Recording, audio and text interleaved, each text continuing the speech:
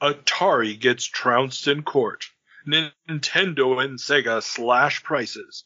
And CD gaming goes OEM. These stories and many more on this episode of the Video Game Newsroom Time Machine. I've been waiting a long time for a chance to say this. Stop the presses. Requiescat in pace.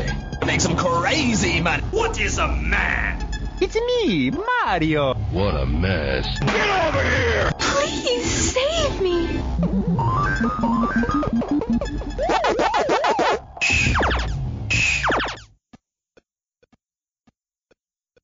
Welcome back to the Video Game Newsroom Time Machine, the show where we travel back in time 40, 30, and 20 years to find out what was making headlines in the home computer and video game industries. Today we're going to be traveling back 30 years to June of 1992.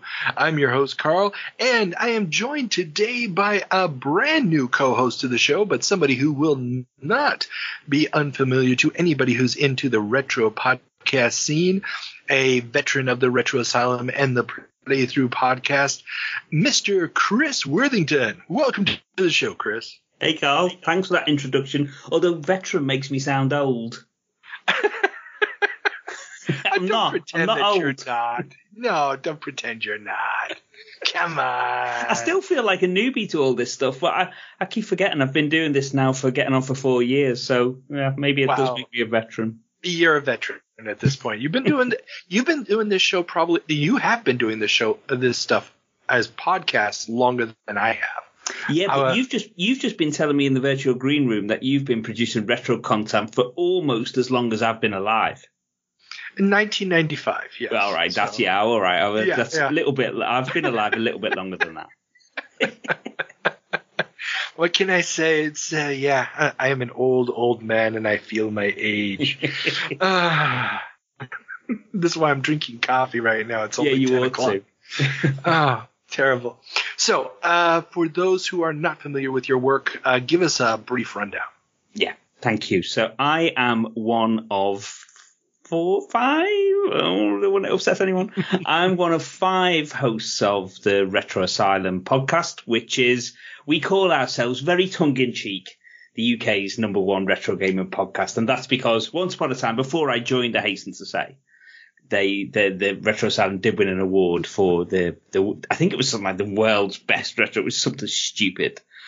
Clearly nobody listens to any other retro gaming podcasts, is all I've got to say. But yeah, we're one of the longest running retro gaming podcasts, certainly in the UK. Not quite the longest, but one of them. Podcast's been going for 10 years. I've been involved for the last getting on for 4 years.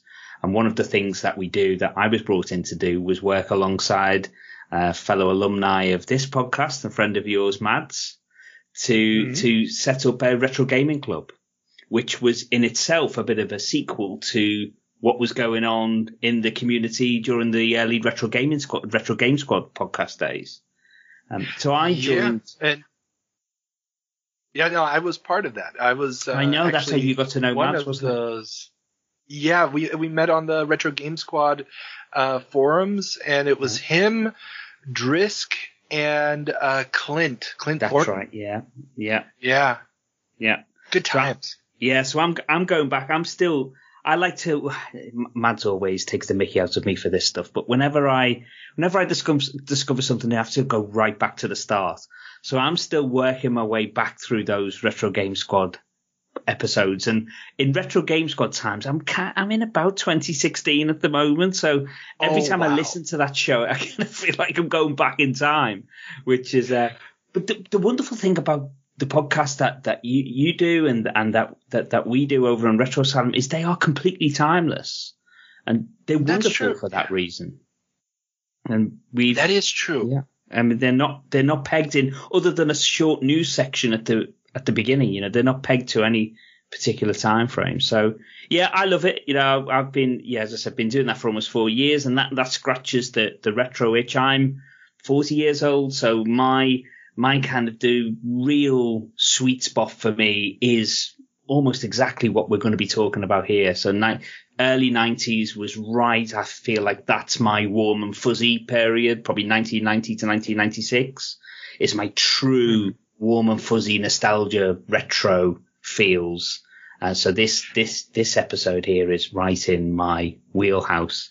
And away from the retro side, we also do a podcast which has been running for about 18 months called Playthrough, which I know Mads has mentioned on here before, where we talk what we say, it's like a book club for modern and middle-aged games. Some very unkind people often say it's middle-aged men talking about middle-aged video games, but we wanted to bring that game club style feel to the more modern games, and we feel like we capture that same vibe from the Retro Asylum, which is a group of mates down the pub talking about games, but we're just bringing that to more modern games.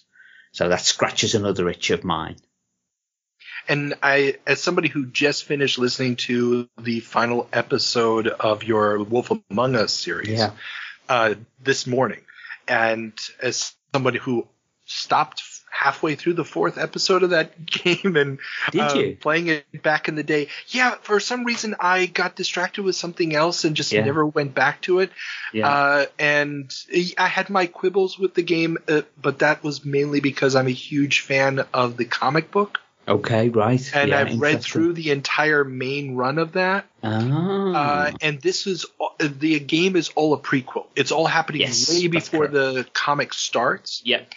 And I kind of had a few problems with some of the setup in it because they were clearly using characters who never show up in the comic. Yeah. So other than Bigby, Flycatcher, Snow White, Bluebeard, and I'm trying to think.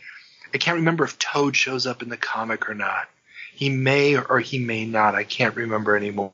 So, like, the Crooked Man's not in the comics? No. He's the main villain in the whole game? Yeah, he's a complete non-issue in the comic. Interesting. Yes, see, this is why they put it so far in the past. They put it in the 80s so that they would have that freedom to say, well, things have changed since then. Yeah, because the comic starts late 90s, early 2000s. Okay. See, this perspective would have been interesting. Yeah, and I talked a little bit with Mads about it, actually in the episode that I haven't cut yet that's still on the hard drive that should be out tomorrow from the point of view of when we're recording this. We actually talked a little bit about it because I did end up screaming as I'm driving in the car listening to it. There were a few times, especially the whole Jack thing. I was just like, you guys don't get it wrong. And you're talking about the Jack thing for 2 episodes. I'm like, but that's the issue entirely. Well, as long as we elicit some kind of reaction, that's all I care about. Oh, no. I had a blast, and your guys' goal of making it sound like the conversations I have with friends about games, it is exactly that, and I can only recommend everybody jump in. I freaking love the show. Oh, you're very kind. Thank you, Carl. Yeah, no, it's good stuff. So, okay, enough Mutual Admiration Society here. And I've been wanting to get you on here for forever, not only because you are a veteran of this stuff, but also because you are a fellow attorney. Yeah. So this should help make some of our conversations a little bit technical on a non-computer tech side. So, we've got John and Mads are our computer guys. We've got Peter, who's our business guy. Yeah. But you are now bringing the other legal side to it, which should be fun, especially for one of the stories we've got today. But before we can get into that, you're like, oh my God. Well, I'm just thinking one of my clients actually follows what I do on the podcast. He's into video games and will certainly listen to this, I'm sure. And I know he'll be laughing to himself. And God, can you let Chris talk about legal stuff on a podcast? Hey, come on. It's just remember, everybody, anything we say here is not legal advice. Please don't follow it. If you're not paying us and haven't signed a contract with us, we are not liable for any of the stuff we say. Correct. Okay, now let's get the show started now that you have been introduced to everybody. And the first thing that we always do is, number one, the disclaimer. Remember, everybody, when we're talking about things being June 1992, we are always talking about magazine and newspaper cover dates. So obviously the news happened at some point before that, and it is just a framing device to give a rough historical framework to the episode and the show as a whole. So please, please, please don't get on my balls because of the imprecision of some of the dates. Second, you can also follow us on the Twitters and the Instagram, even though that hasn't been updated in a while, and on Facebook, and also become a Patreon patron, where for $1 a month you can get access to early versions of a lot of our interviews, including the latest interview to go up, the second in my Commodore series, the first half of my interview with Leonard Trammell, as we cover mostly the Commodore days and the beginning of Trammell-based Atari, and the second half will then go into Atari in depth. Absolutely phenomenal. The guy is a gem. And so you can go check that out, as well as the video versions of our next segment, the 7 Minutes in Heaven, where the intrepid co-host must play a game that was reviewed in a publication dated June 1992 that they have never played before. And this month we had some real gems to choose from. We had The Humans and Deliverance and Street Fighter II on the Super NES and Defenders of Dynatron City. Well, okay, that one kind of sucked, but I was intrigued by that one. I almost chose that. Oh, that one we could have done a deep dive on some of the history, but we've mentioned it on a previous episode months back. It was a failed attempt by Lucasfilm to do a cross-media extravaganza. So it was a Saturday morning cartoon series. It was supposed to have comic books and toys and a video game, all like big media blitz, and it's absolute failure on every level. Stick to what you got at Lucasfilm. Exactly. There's a personal favorite of mine, Beetlejuice on DOS, which is really a terrible, terrible game, but for some reason in the late 90s I played it incessantly. Don't ask me why. I think I did play an Amiga version of Beetlejuice. I'm not sure whether it's the same game. No, it's not. Oh, no. This one is high-tech software. It's a special kind of bad, yet not bad, and somehow redeemable, but not really redeemable. Aren't they the best kind of games? Yeah, I know.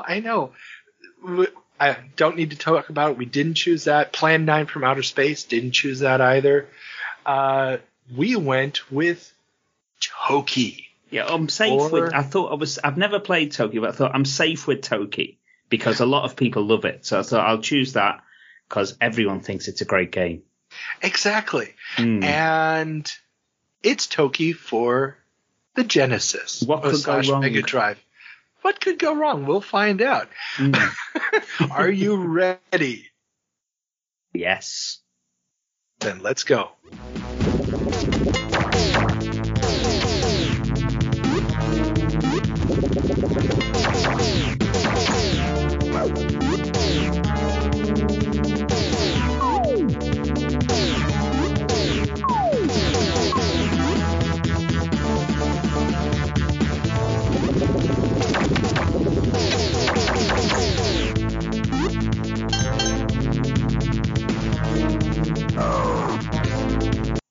Welcome back, Chris, from your 7 Minutes in Heaven. So, for the uninitiated who haven't played Toki on the Genesis, please explain what the game is.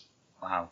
So, Toki is a side-scrolling action platformer / run and gun game, isn't it? Where you control a simian called Juju, or Toki, depending on where it's localized. In the Mega Drive version, it seems to be Juju, and you go through levels, shooting pretty much everything that moves or doesn't move in front of you, and just generally progressing similar, to the likes of a lot of games that are like that. Very famous game, very simple game in a lot of ways. I mean, you can collect coins, which if you collect so many of them will give you an extra life. There is various collections for points. In the arcade game, you get a really cute football helmet that he wears at various stages, which gives you immunity, because one of the things that this does, like many classic arcade games, it's pretty brutal. And one hit from any enemy projectile or enemy sprite will kill you. And that's the end of your lives. And in the arcade version, you only get 2 or 3. On the Genesis, it's much more generous than that in terms of the lives, because you get, I think it's about 6 or 7. Or no, I did sniff out those 2 extra lives. I think you start with 5, and then you can. I easily found a couple of extra lives, so it's a bit more generous like that. Although I was reading today on a review of the Genesis version that it does get really, really tough as the levels progress. I can't imagine all that many people made it deep into the Genesis version, because compared to the arcade version, it just doesn't really hold up all that well. Well, and this is one of the weird things. So this game, like you said, it's very different to the arcade version. So the arcade version is an absolute classic from a company that didn't make a lot of games, Tad Corporation. Yeah. Before Toki, they were known for Cabal and the Cabal sequel, Blood Brothers. And those are absolutely brilliant games, too. Yeah, they are, yeah. And Toki was just this weird, super colorful, relatively slow pace, very, very difficult. You had to learn a lot of the timing of where characters were going to pop up and what each different character could do, but it had so much variety that you just kept coming back because you wanted to see what was going to happen next. Yeah. And this version is trying to reinvent that formula as a more standardized console game, probably to make it a longer game. Because Toki, if you just play through it, if you're really good and you play through it, it's like most arcade games. It doesn't take very long to get through. Yeah, but it's getting to the point where you can do that. That's the fun's in the journey, isn't it? Exactly. And I think that they made the mistake of thinking that they had to reinvent it and turn it into a standard arcade game. So they spread out the introduction of new characters over multiple levels. And they repeat the characters a lot more frequently, making them less unique and interesting. And the color palette on this thing is just... It's so drab. I joked with somebody, it's probably what a Speccy owner thinks Commodore 64 graphics look like. Yeah. What's that washed out brown look to everything? Which is not what C64 graphics look like, but okay, yeah. I think if it just moved a little quicker as well. as we've just been chatting. The arcade version, Toki doesn't move especially quickly, and I think if you looked at a video of the arcade game on YouTube, you'd probably think to yourself, "Wow, it moves really slowly." But actually, when you're playing it doesn't feel slow because there's just so much going on. Whereas in the Mega Drive version, it does feel slow, and the jumping feels, I don't know, it just feels a little imprecise, and you're never really sure whether you're going to make the jumps. And do you know what it reminds me of? And this is not a nice thing to say about the game. Have you ever played a game called Chuck Rock? Yes. It's like a poor man's Chuck Rock. And Chuck Rock, in many, many ways, was a poor man's Toki arcade game. Yeah. Exactly. And it kind of sums it up. It's almost like a not great version of a game that was a not great riff off Toki. Yeah, you're very, very observant on that, because they both have that very cartoony look and feel and are going for creating that atmosphere based off of that graphical style. And Chuck Rock is already out at this point. I think so. Yeah, because they just announced in this month's magazines in Commodore format, they're actually testing the C64 port. Okay. Which never got a wide release in Europe, only got released in Italy. That's a whole story. Because it was an Italian dev team that did it, and they just realized the C64 market was too dead at that point. So even though they had made it, it got reviewed. They didn't release it in the UK, but there are actual physical copies, which if you own one, it's worth a pretty penny nowadays. Wow. But, oh well, we're getting off on tangents now. But yes, so Toki was not a fast-moving game, but like you said, it's so much going on the screen at any given time and so many different sprites. It's not just charming as well. Yeah, that's the thing. It has character oozing out of every pore. And this one adds a whole bunch of background sprite layers to create. It's really odd. Yeah, and the original game doesn't have any of that. I mean, it's fixed backgrounds. It doesn't need that. No. So yeah, I guess it's just a case of they tried to reinterpret the characters and the game mechanics in a way that just did not work. Sometimes an arcade game is just an arcade game, and do it right that way. Yeah. So yeah, since this was your first experience with Toki, and you did spend about an hour, you said, playing the arcade game before jumping into the Mega Drive? And was playing the arcade game again just before we started recording, so I feel like it sucked me in. Toki on the Mega Drive came out in it was reviewed in 1992. It feels like a launch title. It does. It does. It feels so primitive. It's kind of scary. Yeah. Because it shouldn't look this bad. I mean, but it's just sad. It's a sad game, with a very good license attached to it. And if I would almost say any other port, including the NES port, which doesn't get a lot of love, it's very compromised because of the technology. The C64 version, which also is missing some of the levels and is compromised, actually, in my opinion, plays better than this thing. Yeah. So and the Amiga version, which is considered a stone cold classic because it looks the part, as one would say. Up to jump, though. Yeah, I assume. Up to jump. Up to jump. Well, you think that's bad? You should try doing up to jump on the C64 version. It's worse. But yeah, I mean, it is that's the compromise we were used to back in the day. Yeah, of course it was. So, yeah. Oh well. Okay. So, would you recommend this game? Would I recommend Toki? Absolutely. Where's it been for the last 30 years? It's a wonderful game. Would I recommend we're talking the Genesis, the Mega Drive version? Only for people who really like Toki and want to say that they've seen and played all the other versions. As a standalone game, there are so many better Mega Drive / Genesis games out there.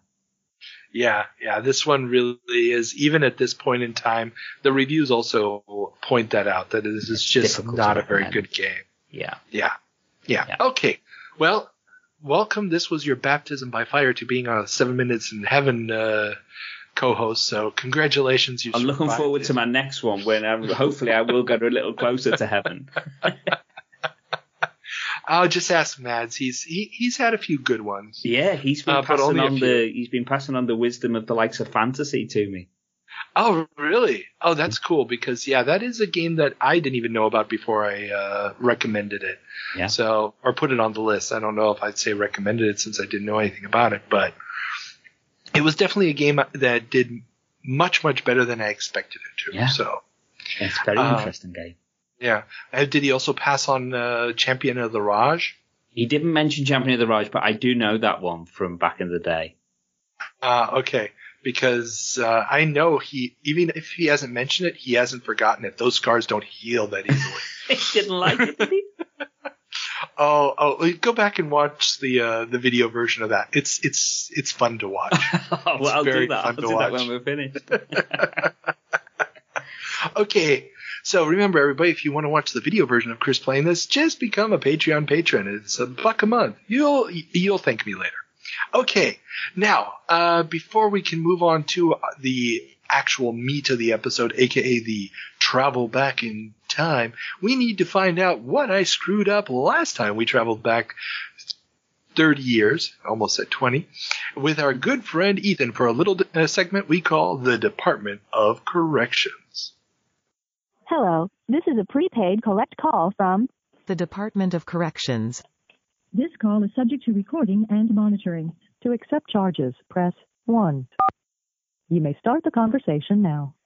Welcome back, Ethan. So, before you tell me everything that I got wrong, we have the Nerds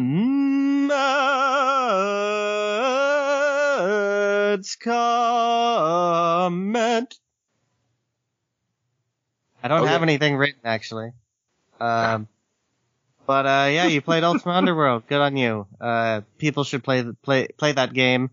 I think you misunderstand it a little bit. It's not really an Ultima game in the traditional sense. It's not something that's going to tax you in that way. It's just something about understanding the space and kind of living in it. But Ultima Underworld. Good game.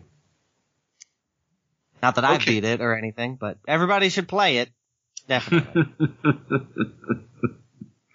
I missed out on it because I was still an Amiga kid when it came out, and you still are, and it's a trying shame.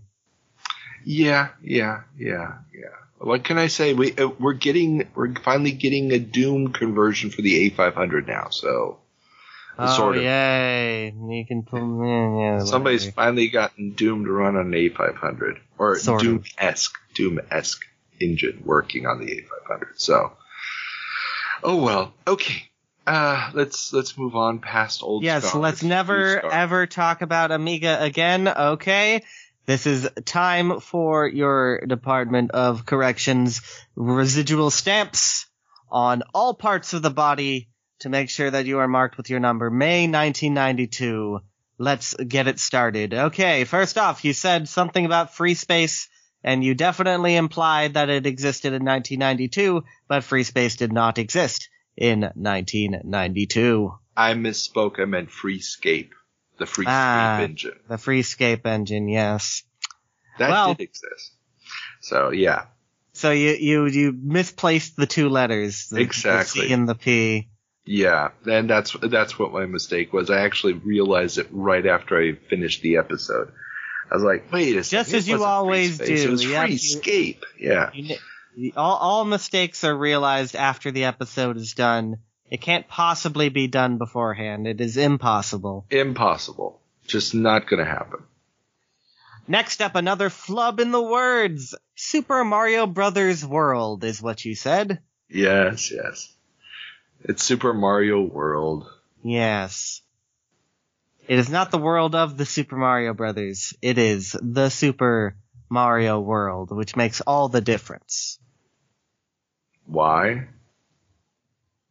Next up, Nintendo did not give the license to Philips in the sense of them, wanting to get on CD and partnering with them that way.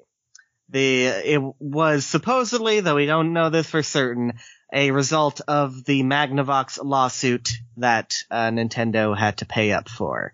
So they did not give the license to Philips, as in, they worked out an agreement on amicable terms. Gotcha. Now, that, of course, does add a wrinkle to the Super NES CD that they were supposedly developing with Philips as to whether or not Nintendo was voluntarily. The thing is, we know for certain that before they partnered with Philips to do that, Philips already had the right to those characters. Gotcha. To do that stuff. So that lends some credence to the fact that it was probably a part of the settlement. We don't know, we don't know the specifics of when they broke off with Sony, when they said they were going with Philips, if there was any actual concrete plans when they announced at CES that, yes, we're going with Philips. But, you basically implied that, Nintendo did this and they were sure it was going to be good quality, but they did not have any control in that sense. Gotcha. Oh, well. Okay, yes. So. Next on the platter, you were discussing some moral panic things and the idea of gaming companies trying to impact less gaming. You said you didn't think there were any concerns about that in Japan, but there absolutely were. In Japan, there was definitely a overtone of too much gaming time even past the arcades in which they enacted policies in order to stop people from playing games. Even in the Famicom era, there were plenty of people who were raising alarm about kids spending too much time playing games, just as in the US they would a couple of years later. Gotcha. So they were worried about their kids skipping school to stand in line and buy Dragon Quest. Well, there was that. That was kind of a different issue, but just on the very idea of you have video games in the home and people are spending too much time playing them, that was the issue in the article, and that was definitely a thing. Gotcha. Cool. I dig it. What I do not dig is Action 52. You said that all the games in Action 52 were done in BASIC. And I didn't say all. I said some. But either way, it doesn't work out because you can't have uncompiled BASIC and put it onto a ROM cartridge. There is not enough space. BASIC is extremely inefficient. So yeah. Like I've seen this rumor online before. There's a lot of misinformation about the deal with Action 52, but just because they look like BASIC games, they are not BASIC games. You cannot you technically, there was Famicom BASIC. You can do BASIC games on that, but nobody in the commercial sense would ever make a BASIC game because you would just run out of memory immediately. Yeah, true. That makes sense. Even though Action 52 had barrels of extra memory stapled onto it, it's not enough for even a couple of those games to be uncompiled BASIC games. Gotcha. So they just look like they're BASIC games. Yes, I mean they were done in a crunch time frame. This is absolutely true, but not BASIC. Gotcha. Cool. Next one up. You said Robert Garriott is still in the industry, quote unquote. He's not really. It's a difficult thing. Well, one, as far as we know, he's not actively working on a game project. So if you want to think of it that way, but then there's also the sense of the industry and, people who are in indie games, it's really difficult to say whether or not they're in the industry. And, Shroud of the Avatar, which he's no longer working on because they sold that off to another company. That was a kickstarted game. Did it really have any sort of crossover with a larger industry, even on an indie level?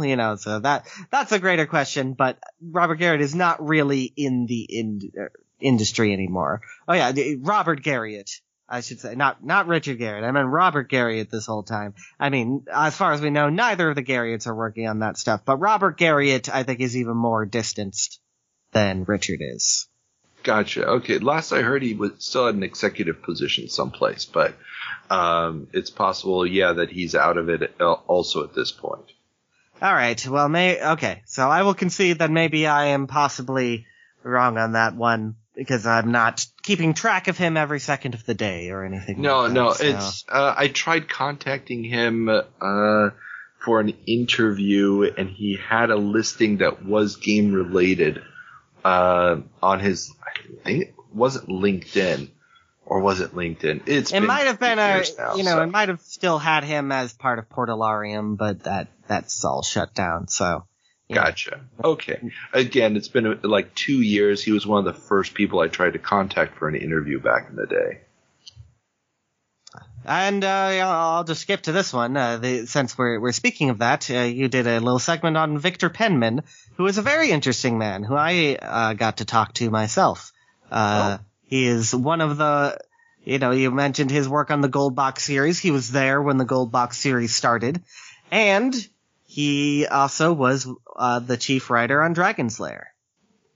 Yes. Yeah, and I think that was one of the contexts I brought up. So when you talked to him, did you talk to him about writing Dragon's Lair? Yes, I mean, that was the main thing I talked to him about because I'm doing the book on Cinematronics and Gremlin. But, I was just seeking out people for Dragon's Lair. We had a very nice conversation. Very nice man, very intelligent man. You should get him on the show sometime. There's a couple of people from the Dragon's Lair story that are on my short list of things that need to be done in the next 12 months. So, yes. Well, I've talked to several of them, so, you know. Yeah. Rub it in. Hey, I need to have content too. Come on. This is true. Yeah, well, you're just going to have to give me some contact information for these people, because I do need to get them on here. And the last bit on the Department of Corrections for May 1992, the 6502 situation as it comes to Nintendo, you misunderstand what's going on. Because, so the story as has come down is from the Commodore engineers. Nintendo stole the 6502. They did not pay for it, and they are pirates. That's not what the situation is. So, back in the day, when you were a chip company, you had to second source your chips.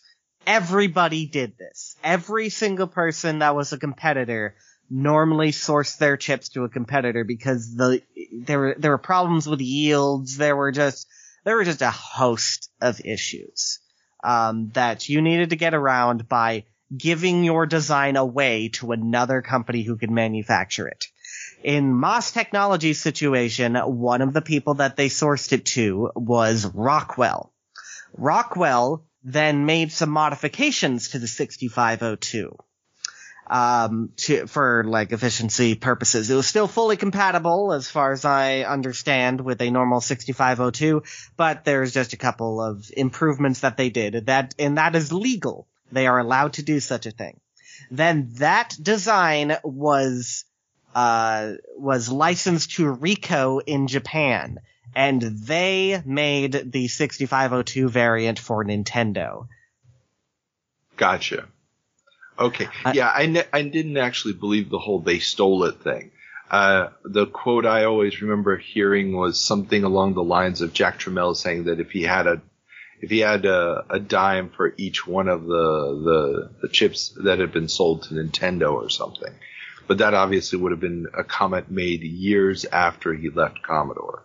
Yeah, I mean, he wouldn't get that anyway. But the thing, I don't know how the royalty structure works on these things. I don't know if, like, as soon as the design, whether or not Rockwell altering the design changed anything, or even if they got royalties for second sources. I literally don't know, because this is a very opaque situation.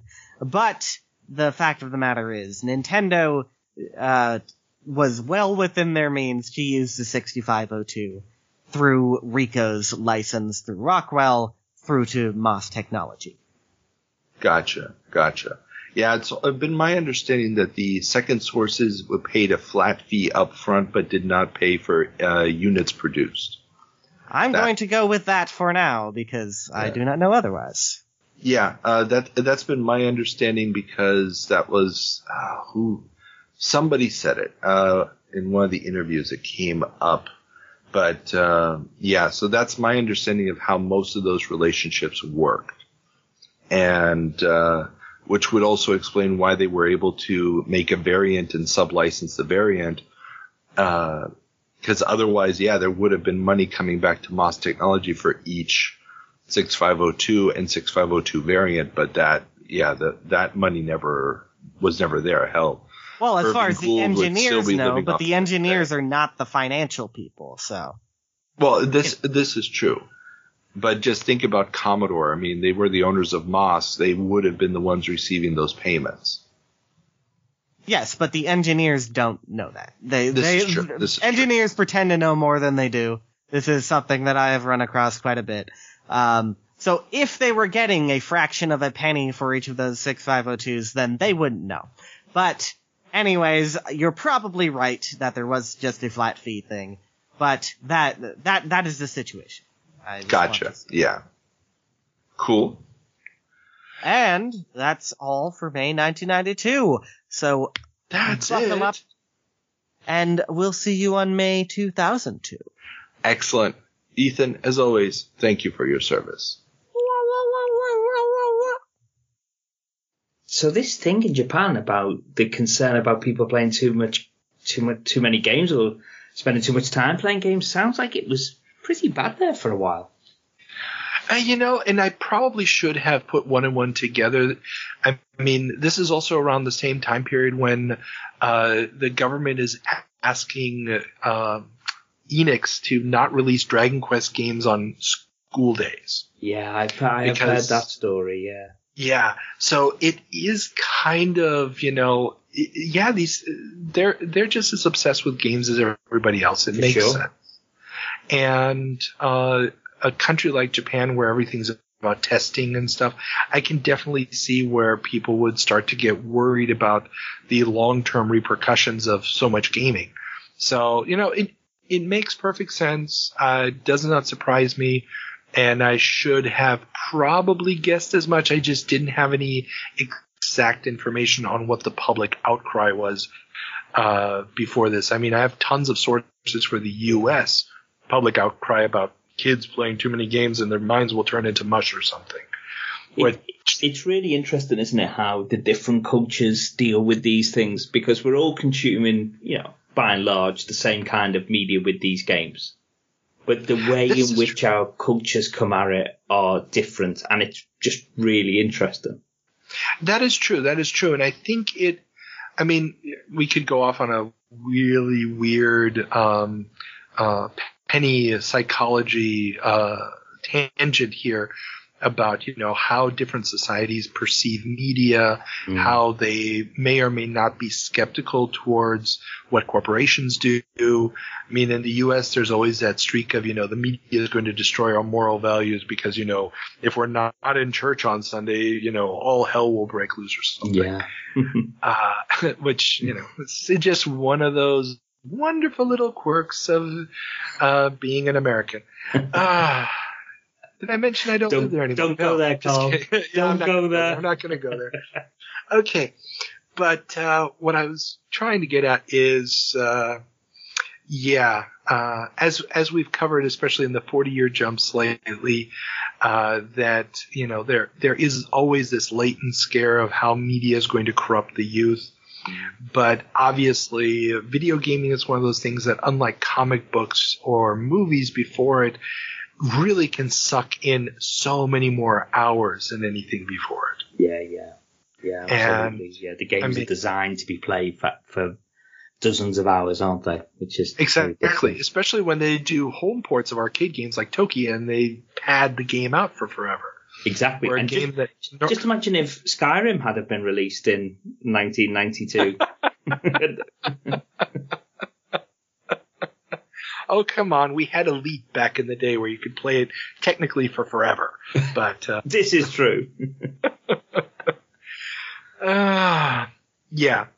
Especially at those frame rates. It would take you forever to do almost anything. Oh, well. Exactly. On the C64, of course. I was about to say, yes, the C64 version was so slow. So damn slow. And I did try to play it on the C64. I did not play it for very long. I did not get my Elite fix on until I got to the Amiga version, which was very, very good. But, yes, oh well. indeed. Okay. Enough of that. Enough of the mistakes of the past. Let's get to the mistakes of the present and the future. So let's turn on the time machine and head back to June of 1992. Sega Cd, 1992. Joystick to a whole new world. Welcome to June of 1992. Chris, what's our first story? So, first story is LA riots hit the coin-ops. The riots instigated by the Rodney King beating have left several operators who had equipment in convenience stores, arcades, and other locations damaged during the looting saw their machines either stolen or destroyed. C.A. Robinson, one of the most important distributors in the business, was fortunately spared direct damage to their business thanks to residential neighbors who scared looters trying to break in with gunfire. Initial estimates of the losses to coin-op operators is over $1 million. Dear me. Yeah. I mean, the types of businesses that got attacked. I mean, I remember the LA riots, watching the stuff live on TV, the convenience stores, restaurants. These were the type of businesses that were in the places where the people rioting were living. And yeah, a lot of it got destroyed. Replay magazine actually has several photos showing people, grabbing arcade machines. You're joking. So there are people literally walking down the streets carrying these massive. Oh, no. They weren't carrying them.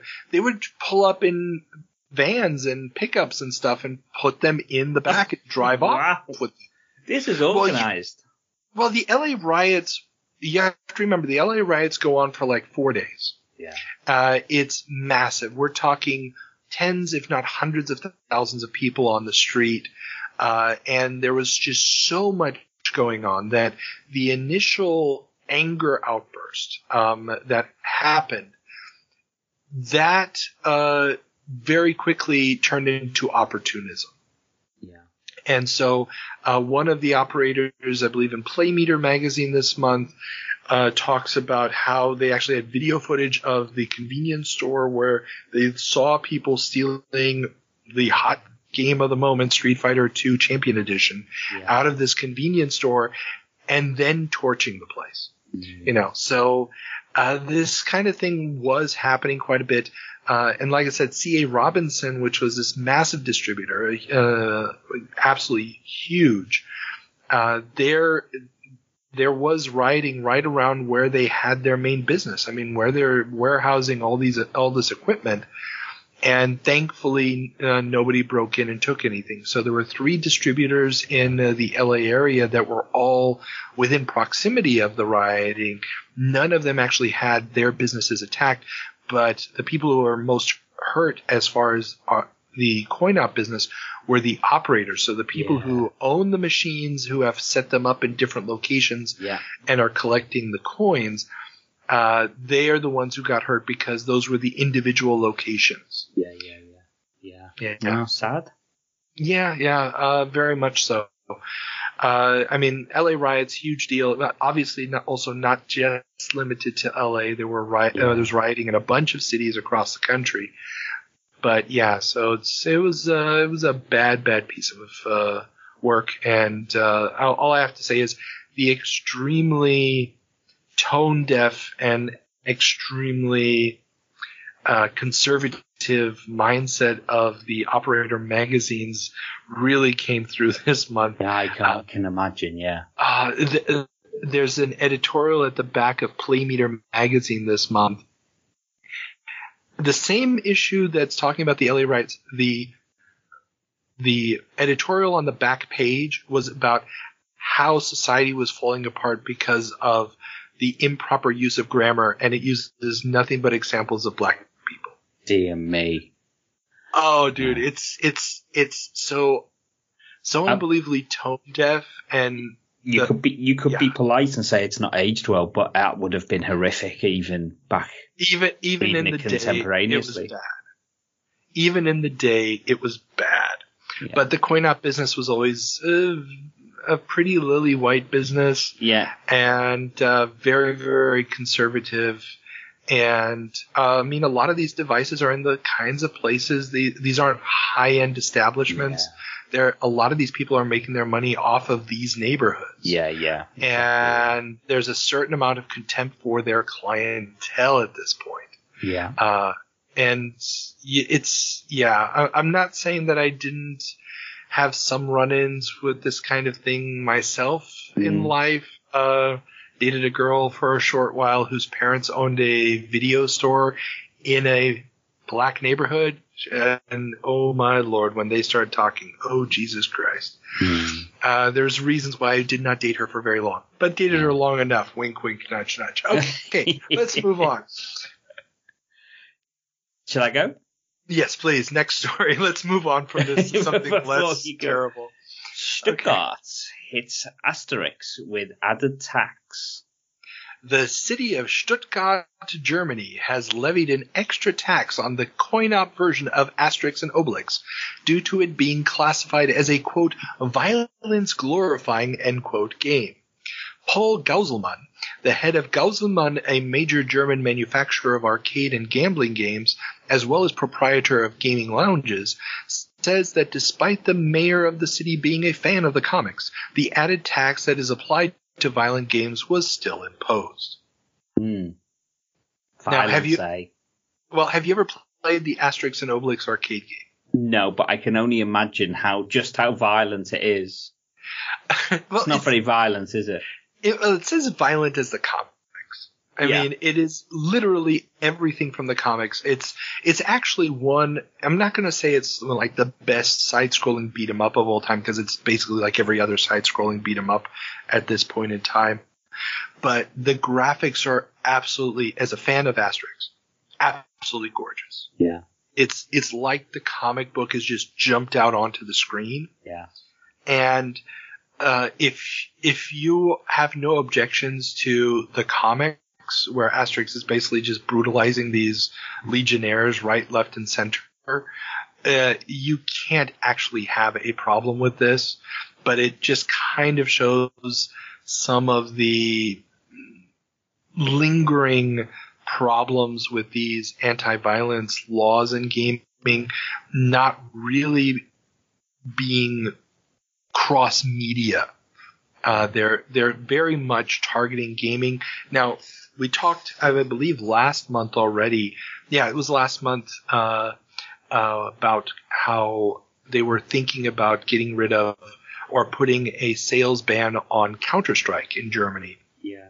And that whole discussion of, what is violence glorifying, which is sort of the legal standard for this, these bans on commercialization of a game. So you won't be able to advertise it. You have to sell it under the table, aka nobody will know it even exists, which is the way that, they didn't outright ban most games unless there was like, you get to play a concentration camp, manager or something. So unless it was something along those lines, you could still theoretically sell it, but you couldn't really sell it. Though those standards are there, and it's a system that is going to break down by the early 2000s, but it's going to take until the 2000s for it to finally disappear. Would you say in Germany now there is no real difference in terms of the level of sensitivity to violence in games and other media? Did that finish? What did that break down in the early 2000s? Yes, that did finally break down in the early 2000s. The only major restriction that not early 2000s, late 2000s. Right. The only big restriction that's left now is, of course, Nazi symbolism and racial issues. Yeah. So you still can't buy a unedited copy of a Wolfenstein game, for example. Yeah. So that's where that line is still being towed. Yeah. But for example, you can buy an unedited version, and if you're over 18, of Grand Theft Auto 5 without a problem. Okay. So that has gone. Yeah. But the old days when, you couldn't do anything with any major level of violence, and we talked with, for example, when I interviewed Wild Bill Steely of Microprose, he talked about how he had to sue to be able to sell it was Gunship or F-15 Strike Eagle, I can't remember, one of those two, because it had fallen into this violence glorifying issue. It was F-15 Strike Eagle because it was right after the Gulf War. And, he finally got it thrown out. He got the ban thrown out, but by then, the sales window had passed and his advertising had been for naught and blah, blah, blah. But, these are, issues that are lingering, and it's always the problem with any kind of censorship is, where do you draw that line? Yeah, how do you define the thing that you don't want? And suddenly, if you run around beating people up, it's bad. Well, what if it's Asterix and Obelix, and we're used to that, and everybody accepts that it's okay, but it's still going around beating people up. So, and this is just one of those fun little absurd examples. Yeah. So I thought it was cool to mention. The rule is the rule. Lawyer to speak. Okay. Indeed. We must have rules. Next up, CoinOp supports recycling. The amusement coin-op biz has teamed up with the Environmental Protection Agency to add a recycling message to the attract modes of its games. This will now join the existing FBI warning about not using drugs, and manufacturers will alternate between these two messages. Bless them. Yes, because everybody stopped doing this. Have you ever seen the Environmental Protection Agency a warning in an arcade game? Nope. Oh, you'll find in a lot of MAME ROMs.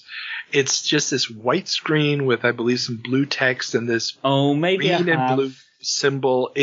Nobody's ever known what it was. Nobody's bothered to ever read it. And I mean, it's just kind of pointless. It's funny, isn't it? Because the anti-drug message has almost become almost nostalgic now. And when I think back to some of the arcade games I used to play, I mean, my favourites were a game called WrestleFest and Final Fight, which are very famous games. And both of them had the drug message on. And when I think back to those games now, I can clearly picture, I don't know what the text said, but I can, because I would have clicked past it just as soon as I could. But certainly remember that message. Winners don't use drugs. It said there's probably some other things it said as well. Yeah. Who knows? Well, and it was so iconic. I want to say it was the Amiga port of Sly Spy, that James Bond, that unofficial James Bond arcade game. They added that to the Amiga port. So when you boot up the Amiga game, there's that thing pops up, that the FBI message is in there, and it really added to the feeling that you were playing the arcade game at home. Yeah. And I think, even the C64 version, I think, had that. It's brilliant. Which, I mean, I'm sorry, but that is the level of detail and iconic nature of that message that I don't think the EPA one ever matched. But didn't quite get the same traction. No, it didn't. Now, if you play, for example, Street Fighter Alpha, the Street Fighter Alpha games, that I remember had that. Okay, I'll check that out. Yeah, they had that EPA message. The message is a positive one, of course, but it's probably was a little bit late to the party on the arcade scene, I would have thought. Well, no, it was late to the party, but the other problem is that had they actually done something like, show a trash can or whatever, and it's not. I mean, it's not, something, do that stereotypical 90s thing of the super cool kid. Yeah. Be like but we me. Don't know what it means. Fellow kids, it's really a terrible, terrible image. I will check it out. Check it out. Okay, now let's move on to our next story. Next up, Replay Magazine highlights family fun centers. The growing trend toward larger, more elaborate game cabinets, something we talked about several times on the show, including last month, has been giving rise to a new class of arcade, combining large attractions like mini golf or bumper cars with arcade video games and redemption games. The Family Fun Center, a typically non-chain reinvention of Nolan Bushnell's Pizza Time Theater concept, is becoming more and more popular. This is the beginning of the end, isn't it, for arcades? Right here. In many ways, it's what keeps the arcade going. Well, but it's the beginning of the end of what we love about arcades. Yeah, see, as somebody whose first experience of arcades was Chuck E. Cheese or Pizza Time Theater, but then spent his early teenage years in arcades, proper arcades. I appreciate both experiences. Yeah. And I worked in one of these family fun centers, and one of our upcoming interviews in a few months, it's already been recorded, was with the founder of the Family Fun Center I worked at. So it's nostalgia pure. I know I've been talking about it for a few months now on the show, but the idea with these centers is that you cannot forget. In this month's magazines, they were already in the first reviews of Street Fighter II for the Super NES. Yeah.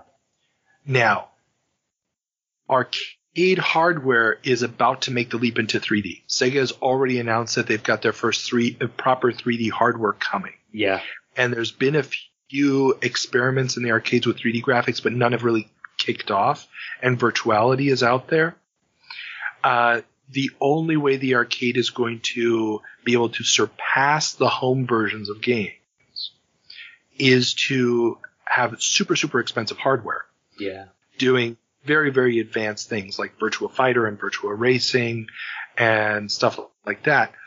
But that's also just, I mean, we're 92. 94 is going to be the launch of the PlayStation. Yeah. So we're just 2 years away from the PlayStation launch. Yeah, you're very close to diminishing returns, aren't you, on the arcade front? Exactly. So the only way to really make a game that's going to be super impressive is something like Mad Dog McCree, where you have a projection screen, a light gun with laser disc stuff going on, or you've got a giant cabinet like the two-screen X-Men 6-player cabinet. Yeah. But you can't put that giant cabinet in a convenience store. Yeah. So the number of games that will attract quarters that you can still fit in those tiny little slots someplace in a store or in the back room of or a back space, between the restrooms of a restaurant are becoming fewer and fewer. Yeah. And these new facilities are really going to take off for a few years. They're going to have this moment to shine where, the family can show up, buy some really, really crappy frozen pizza, and the kids can play some video games and play some mini golf, and basically you've whiled away 3 or 4 hours. Yeah. Especially divorced dads, this will be perfect for them. Yeah. What to do with the kids on the weekend. Take them down to Chuck E. Cheese. Exactly. And so this new paradigm is important, and it's really cool how Replay Magazine talks about it because they got like 12 pages or more dedicated to it this issue. And was it positive coverage, or was it a bit negative nitty like I just was saying, oh, this is not what they used to be? And well, you have to remember, Replay Magazine and Playmeter are magazines targeting the operators of the business coin-op devices, the business side. So it's almost like a sales catalog. It's a sales catalog because they actually do that a couple times a year, the new sales, and they have the reviews of all the new machines. But they're also talking about the trends of where is the coin drop happening, where are people spending their money, and these family fun centers, especially the one that I worked at, Funplex in Seattle, they didn't actually own the video games. They own the mini golf, they own the laser tag, they own the bumper cars, all those other things. But the video games were actually 2 separate coin-op operators. Right. Who were dropping these machines, and they had like 50 machines in there. Yeah. So, they didn't have the overhead costs of having to pay this. They split the take with the operators. And the video games were just an attraction, one more attraction to get people through the door. Interesting. Yeah. So from an operator standpoint, these are the ultimate location. Instead of having, one machine here, another machine there, spread out over 50 different places where you had 50 different times that you had to split the take, 50 different people that you had to have bitch at you that, machines were not working. Here you had one customer with as many machines as all those other locations that was going to have a much more intense coin drop than those other locations. Yeah. And when you came in, you could service 10 machines at once or whatever it was. So from an operator standpoint, this is a very good business model. But at the same time, and this is something that comes out in the conversation, suddenly this one person owns a lot more of your business. Yeah. Has a lot more power over you and can renegotiate the percentages and everything else. And can start demanding you buy certain machines even though you may think, well, this is it's really going to pay off or not. But if they want it, you're going to buy it because otherwise you don't get all the other take. Yeah. And this is one of the dynamics that's going to happen as these machines get more and more expensive, which a lot of them will. They're going to get very, very expensive. So it's a change in the business model, but it's such an important change that they have to go along with it, because the Super NES can do pretty much everything, everything that's happening anyplace else. Yeah. And we see it, Mortal Kombat's going to come out here pretty soon. It's going to get a very, very playable port on the home systems. Mm-hmm. So, Street Fighter 2 on the Super NES is just fine. Champion Edition on the Genesis plays just fine. Yeah. Super Street Fighter 2 Turbo plays just fine. Yeah. So what is the arcade offering? What is the arcade cabinet offering other than you get to play it before? Yeah. There needs to be some kind of experience around the arcade, doesn't it, that you couldn't get at home. And really, they're still going for that today, I think. And this is why, the arcades that survive today have a ton of machines. Yeah. And they have to offer the bar, and it's targeting an older audience that has nostalgia, and it becomes an experience of a place to go. You're not just going there to play the game. Yeah. It's a social place. Do that at home. Yeah. And that's the, it's definitely a moment of transition where, the arcade coin-op used to be the only place that you could afford to have video game technology. Yeah. When those first games showed up, you couldn't do that at home. The hardware would simply cost too much. Yeah. And now we're getting to the point where, you're going to have to keep that advantage by making the hardware cost so much more than it would cost at home. Yeah. Interesting. But yeah, it's interesting to see how that business model evolves, and this is just the next step. And it'll be interesting to follow it through your forthcoming episodes to see how it does evolve. And it will. And once PlayStation shows up, it's. But if you really want a good insight into this, everybody go back and check my interview with Jim Trucano, who was a major operator at this time, and later on, and was also president of the AMOA around this time. So that interview really, really goes into this evolution of coin-op. But he said, hey, they already kind of knew it was over as soon as the first wave of consoles happened in the 80s. Yeah. They already knew it was going.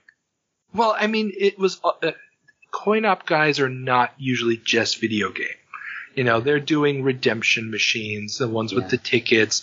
They're doing, some of them are doing food machines, jukeboxes, coin-based pool tables, pinball, etc., etc. So for them, video becomes the major category for a period of time. But a guy like Jim Trucano, whose grandfather was doing this and putting jukeboxes and speakeasies in the 20s, and he's the third generation doing it. He's seeing it more as a spectrum of, the devices come and go, and we made a lot of money off of this, but as soon as the machine doesn't make any money, you toss it. And he said in the interview, his first day on the job as an operator was to take a whole bunch of old Pong machines and throw them in the landfill. Yeah. Which is just insane by modern. Think about how much those things would be worth. I know. For him at the time, what are you going to do? Put it in storage for 30 years? Yeah. That would have been a money-losing proposition on the storage fees. Yeah. Absolutely. So, oh well. Okay. Enough talk about that. We've got so many more stories to get through. Let's move on. Moving on. Parallel market for Street Fighter Championship Edition boards is huge. The awkward parallel board market, which only became legal the year before, is facing its first big mega hit. The demand for Street Fighter II Champion Edition games is so huge in arcades and street locations that many are resorting to imported boards, or so-called parallel boards. While currently legit, thanks to a temporarily limited act of Congress, they do beg the question as to whether they will cause a problem for the existing distributor system.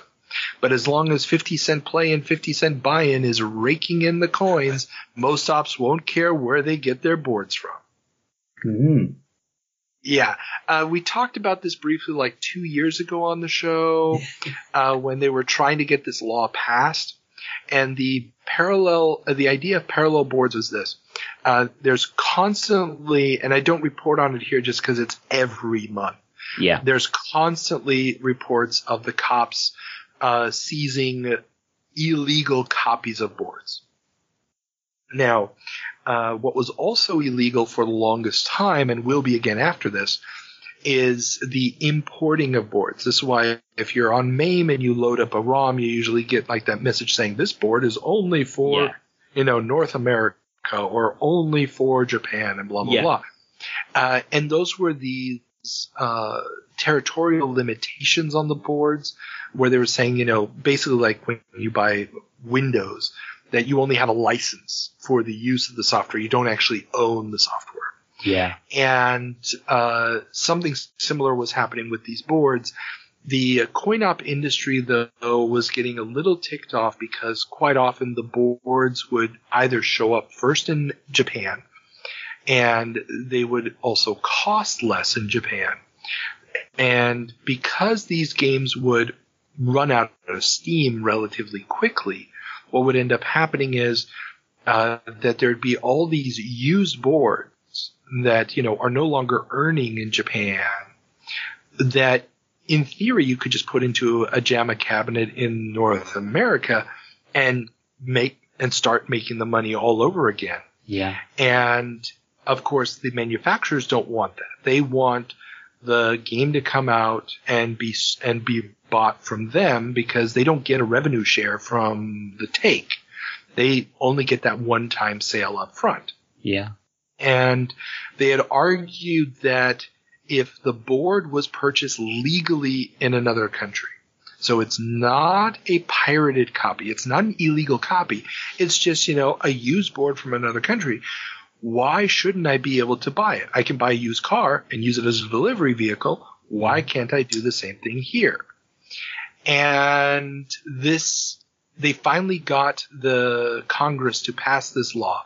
It's only a temporary measure. I think it's 1.5 years or 2 years that it's going to be valid.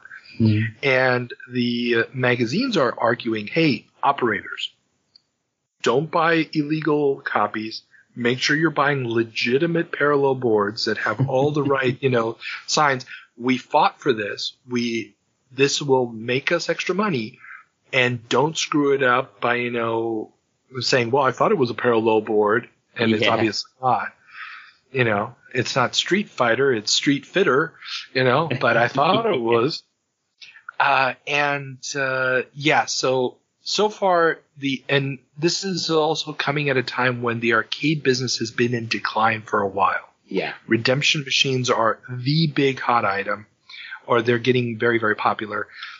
And Street Fighter 2 has really given the whole industry a boost, but like Ethan said in a correction a little bit ago, it's not really boosted the industry as a whole. It's just sort of sucked the air out of everything else. Yeah. And Champion Edition is everybody's just going gaga over it. All the magazines are like, this is the greatest thing ever. It's 50 cents to jump in. We can set it to 50 cents to continue. And the kids, they're dying after 30 seconds and then putting in another 50 cents. It's just gold mine territory. Yeah, it's just money spinning machines, aren't they? Money spinning machine, because remember, Super NES version hasn't come out in North America yet. So arcade is the only place you can play Street Fighter 2. Yeah. And so they want as many of these cabinets set up as they can get. And the parallel boards, these slightly cheaper boards from overseas, they're willing to pay top dollar to get just as many boards as they can. And it's going to put this whole parallel thing to the test, but there's already been seizures. That's another story this month. There's seizures of illegal copies coming from China and Korea. Mm. So, the parallel board thing, it's going to be a one-time experiment. It's going to go the way of the dodo. And the arcade game manufacturers, the few that will sort of survive into the next couple of years, are going to make an effort of trying to get the games out as quickly as possible in all territories, which will also diminish the availability of parallel boards. Yeah. But the parallel boards did certainly add to Street Fighter's legend, didn't it? Over the years. Now you couldn't do a history of Street Fighter 2 without talking about some of the bootlegs and parallel boards. Oh, definitely. I mean, I remember bumping into Hyper Fighting editions in North America, in the United States, which I was always wondering, what is Hyper Fighting Edition? How many versions of this game are there? And it was basically just Championship Edition, but, the Asian version. Yeah. So it was an awkward time, but it's this weird little moment where, the arcade operators thought, this will be a way to boost profits, and the whole battle to get this legalized and everything else. Just something, curiously enough, when I talked to Jim Trucano, who was the AMOA president when the law was passed, he has no real recollection of it. He was like, oh yeah, that happened too. Who cares? He didn't hit him hard enough in the pocket. I think it was more hassle than it was worth at the end of the day, and Capcom is really, really pushing Street Fighter. They know how big, and we've talked to Joe Morici here, who was one of the top guys at Capcom USA at this time. And, they understood what gold mine they had on their hands, and they're going to do everything they can to milk it for whatever they got. Yeah. And that's a little bit of a transition to our next story. Yeah, indeed. Sticking with the Street Fighter theme, Capcom to launch the SNES arcade stick. To help gear up for the U.S. launch of Street Fighter II for the SNES and NES, Capcom has announced the release of a 6-button arcade stick known as the Capcom Power Fighter Stick. That's a great name. Yeah, TM. Exactly. Capcom senior VP and friend of the show, Joe Morici, is quoted as saying that the stick was designed, quote, to meet the needs of Street Fighter II players, end quote. Have you ever seen one of these in the wild? I have seen them in the wild, in stores. Never actually touched one. A couple years after, more than a couple years after this, it was probably 96, I actually bought not one of the Capcom's, but another third party's 6-button SNES stick. Did it have the same style with the kind of split? No, it was a more compact edition. So it was basically similar to the the Genesis, the NES Advantage Pad. Yeah. If you've ever seen that. Yeah. But in black. And there was a guy out of Australia who was selling these Super NES to PC parallel port adapters. This is all before USB kits. And I ordered one of those online. It was the first time I bought something online. And then that came in the mail like two months later or something. Yeah. And so I could plug in this Street Fighter II stick that I had bought on sale. They were getting rid of all the SNES stuff at the store. And I had bought this stick, and I was playing the absolutely terrible Game Tech version of Super Street Fighter II for DOS with this stick that was running through the parallel port. I went to great lengths for the arcade experience back in the day, is what I'm trying to say. And on this DOS. was before on DOS, running under Windows 95, because that was the only way I could play Street Fighter II on my PC at that time. Other than I still had my A500, I could have booted up the old US Gold version, but you really don't want to do that though. Oh, dude, you have no idea how many hundreds of hours I plowed into that game. Oh no, Carl. It was my only Street Fighter II for so long that I actually beat the game with every character, saw all the endings. I was hardcore on that one button joystick. Beggars can't be choosers, eh? Bingo. I even bought it. I have the Kicks version still, boxed. Yeah, don't ask. Well, I was an Amiga kid for way too long. If you want to pick up one of these Capcom Power Fighter Sticks, $150 on eBay. Yeah, I found a listing for out of Denmark, I think, or Holland for €70. Okay. But that's a bargain. yeah. Why? Why Yeah. would you do that nowadays? Why, indeed. But yeah, these things were hot items. I mean, it's get that arcade experience.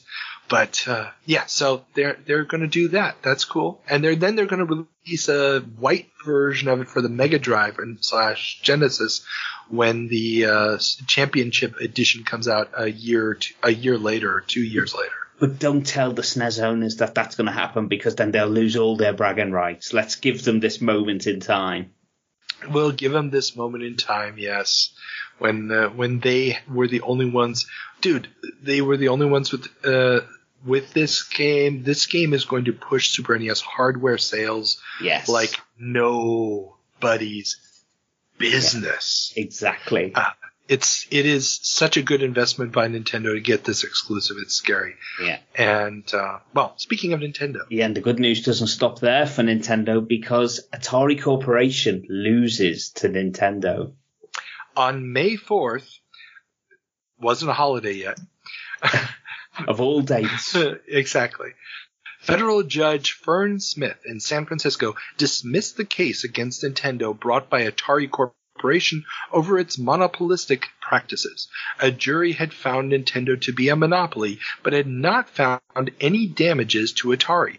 The jury has been deadlocked about 2 further questions, but given the decision about the lack of damages, a summary judgment was granted.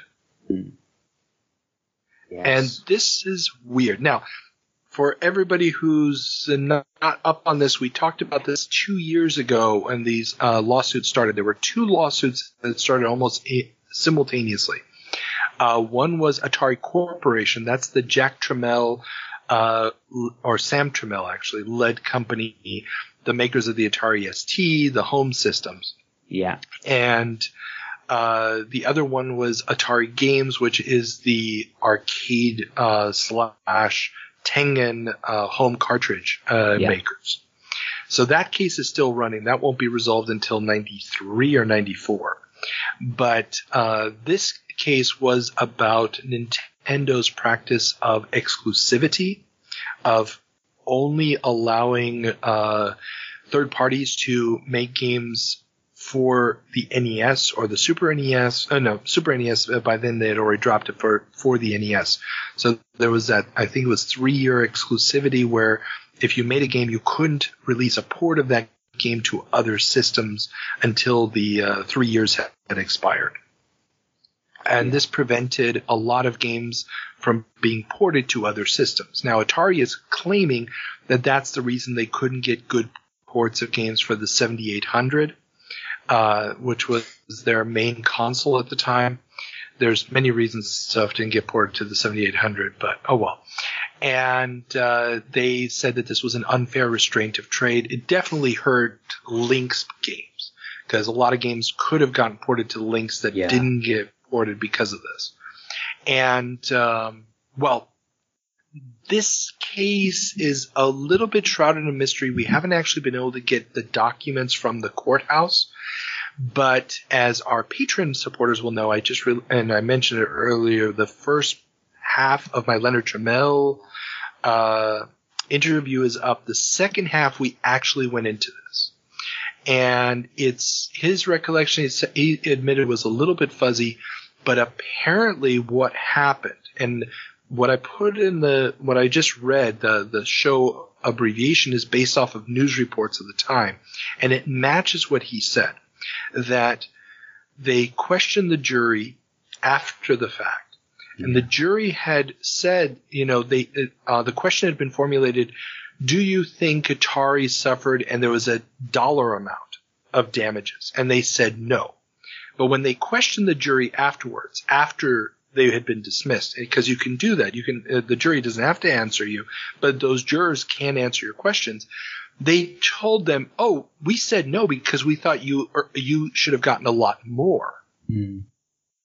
That they just disagreed with the amount. They thought the amount should have been more. Now, this doesn't 100% jive with the lack of damages.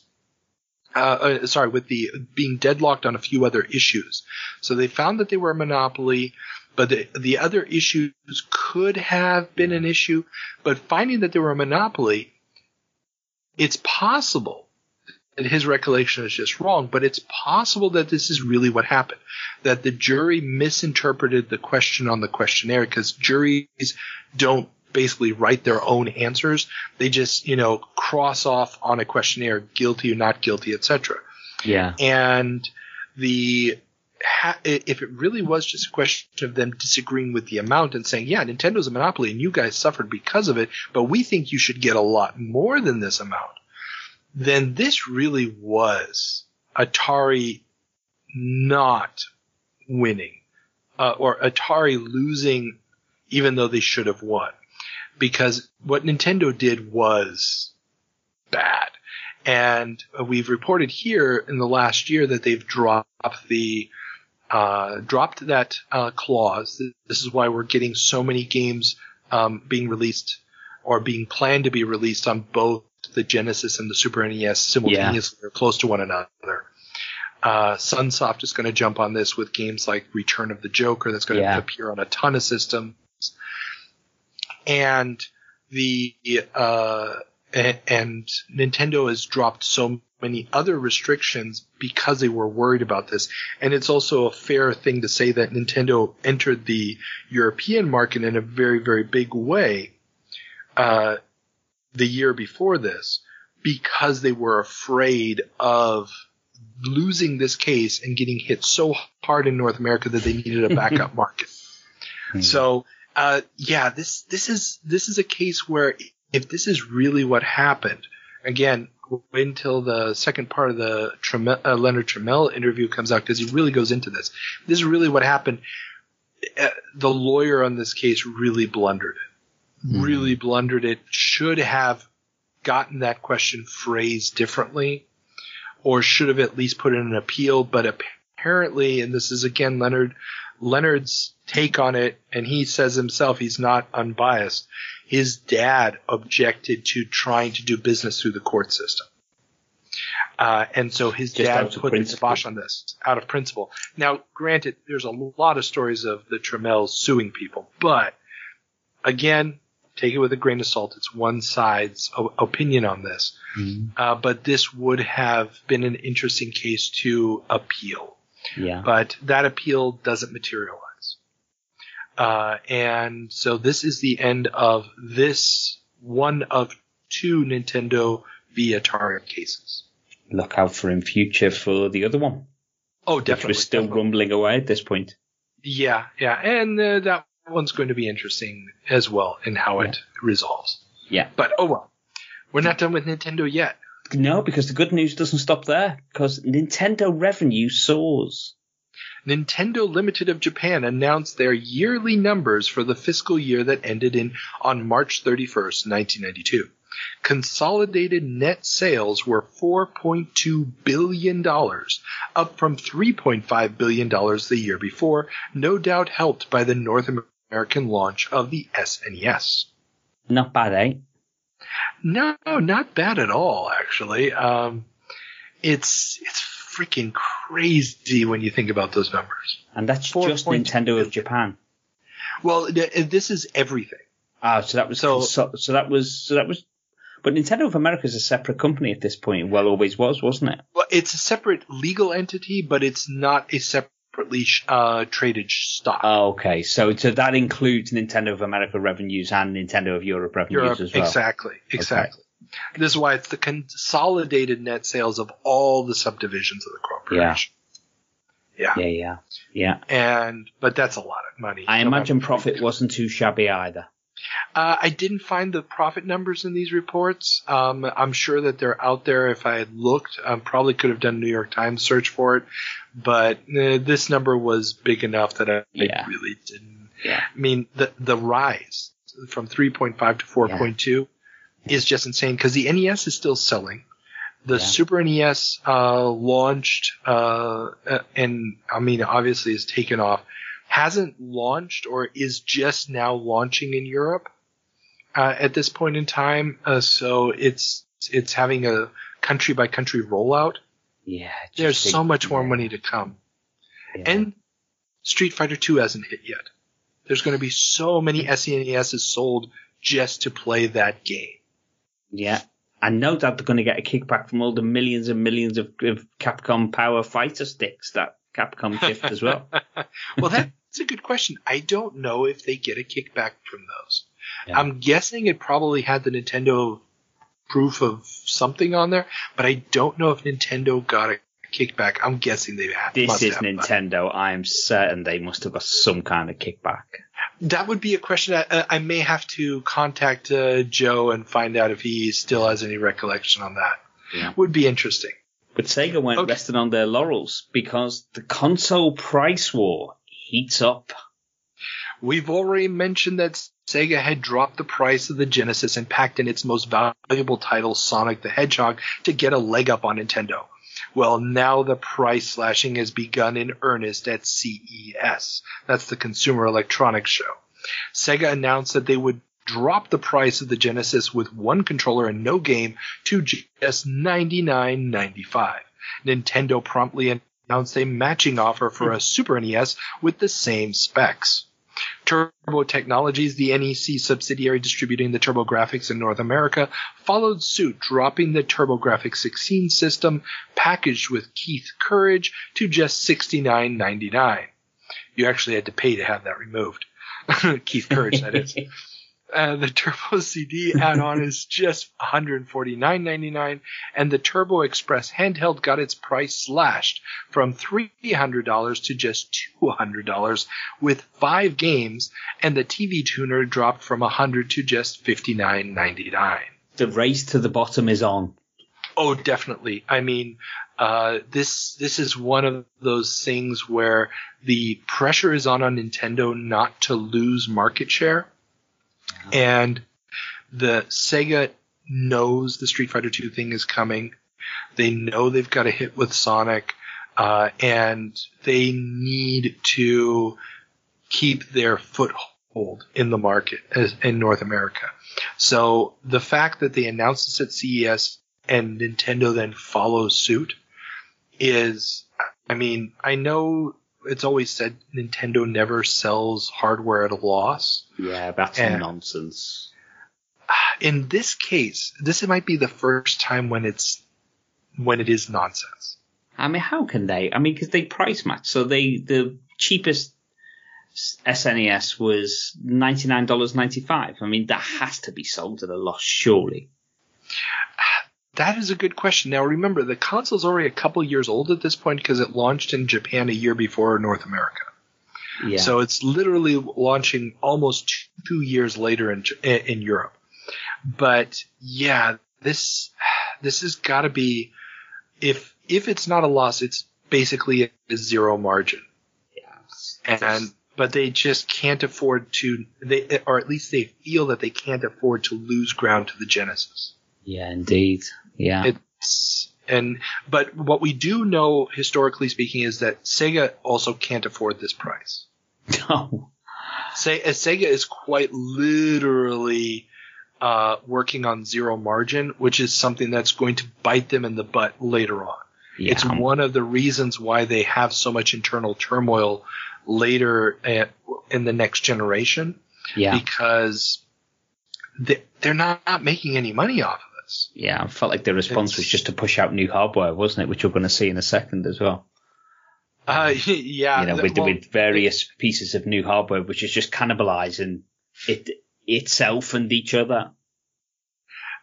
It's very much, I think, and this is one of those things where at some point I need to interview Tom Kalinski. I haven't gotten to that yet. I do need to interview him. I mean, I've interviewed his predecessor, but at Sega, but I haven't interviewed him.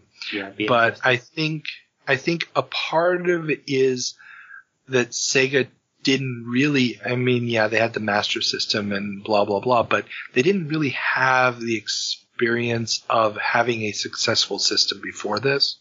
It's their first rodeo, and Nintendo has the advantage of knowing what works and what didn't work last time. Yeah. And they're going to avoid some of those mistakes, and Sega is going to have to learn that the first time without the advantage of the massive money cushion that the NES provided. Yeah.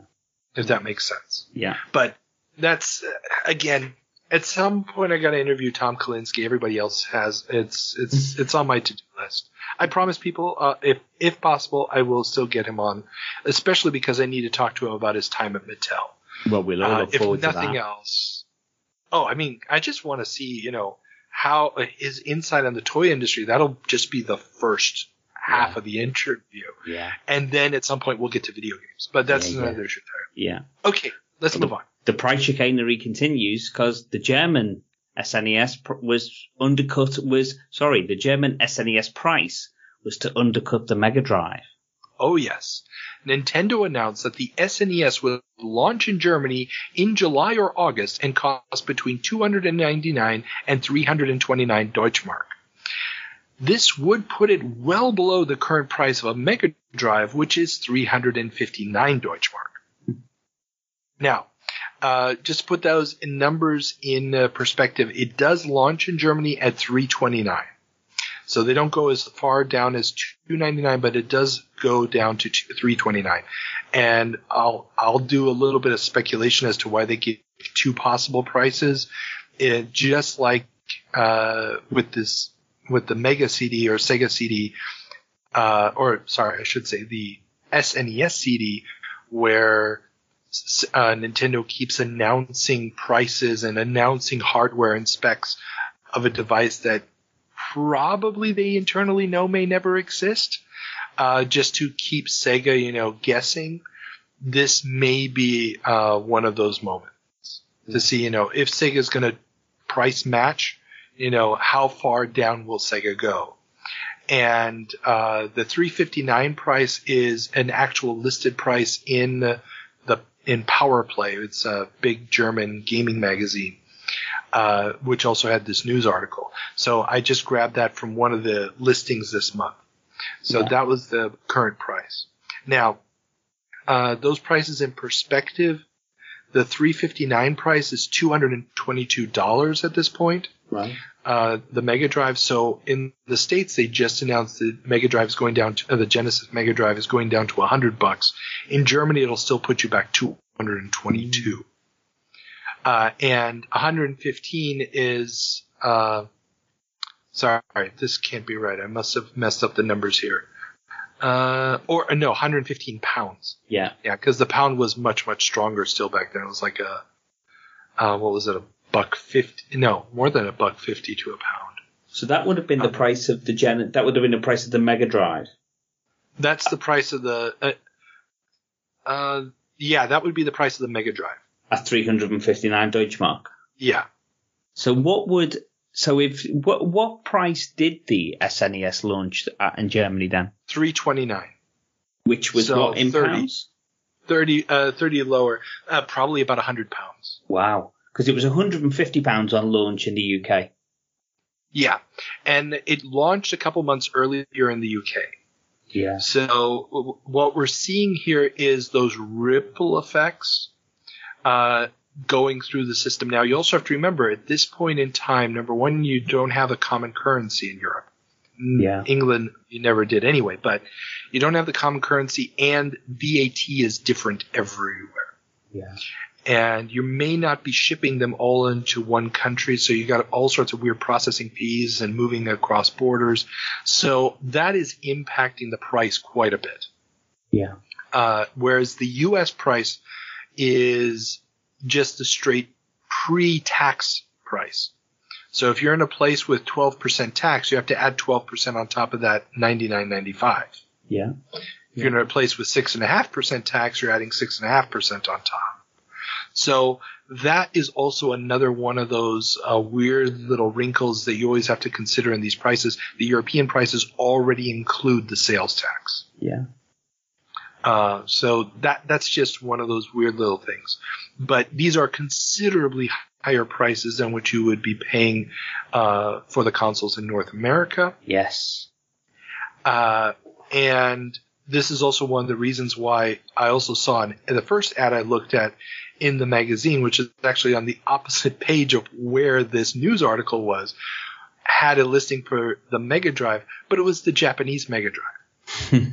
And it was actually less than the German Mega Drive. So you could buy an imported Japanese Mega Drive for less than a German Mega Drive.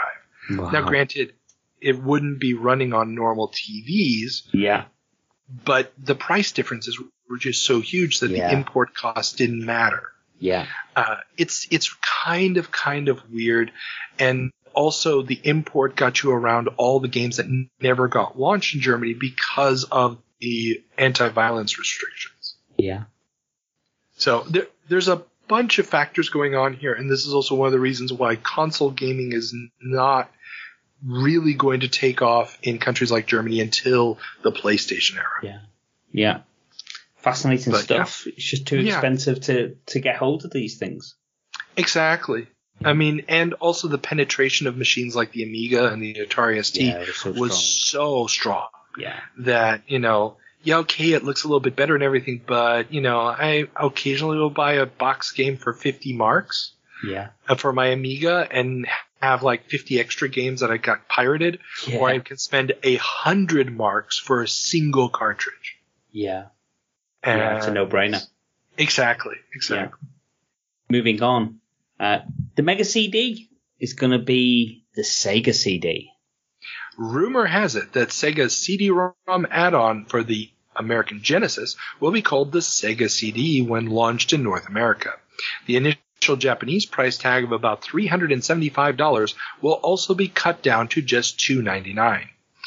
Is this to get closer to the Nintendo's announced $200 price tag for their CD-ROM? And yeah, we've talked about this already on the show. It's a mind game that Nintendo's playing at this point. Because, Nintendo, again, reasonable people may differ on this. The more I see these individual stories and Nintendo, quote unquote, leaking technical details of their CD-ROM that's going to have this coprocessor and blah, blah, blah, blah, blah, it's vaporware. Yeah. I am 100% convinced that no matter how many prototypes they may have had, Nintendo at this point has decided this is dead technology. Single speed is not going to make the difference, and they're basically just hoping that Sega loses so much money by selling the Sega CD at a bare bones price that it will weaken Sega as opposed to strengthen them. Yeah. It's you can understand Sega's fear though, because at this point Nintendo were just so powerful that you can imagine that every business strategic move they made was just to counter something that they thought Nintendo were going to do. Yeah, well, I mean, Sega came out first. It's shadowboxing. It's trying to play catch up. I mean, the big feature of the Sega CD, if you will, other than the CD drive, is that it has the extra processor that, not directly Mode 7, but can do those planar effects, that give us games like, Thunderhawk, or what's the mech fighting game on the Sega CD that Core Design did? I can't remember what it's called now. Yeah, it doesn't matter. It wasn't all that great of a game, but it basically looked like a Mode 7 game. Yeah.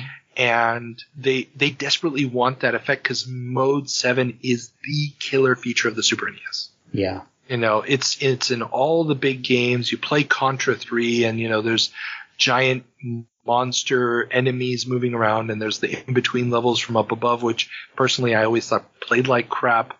But I was totally blown away by them when I first saw them. F-Zero looks awesome.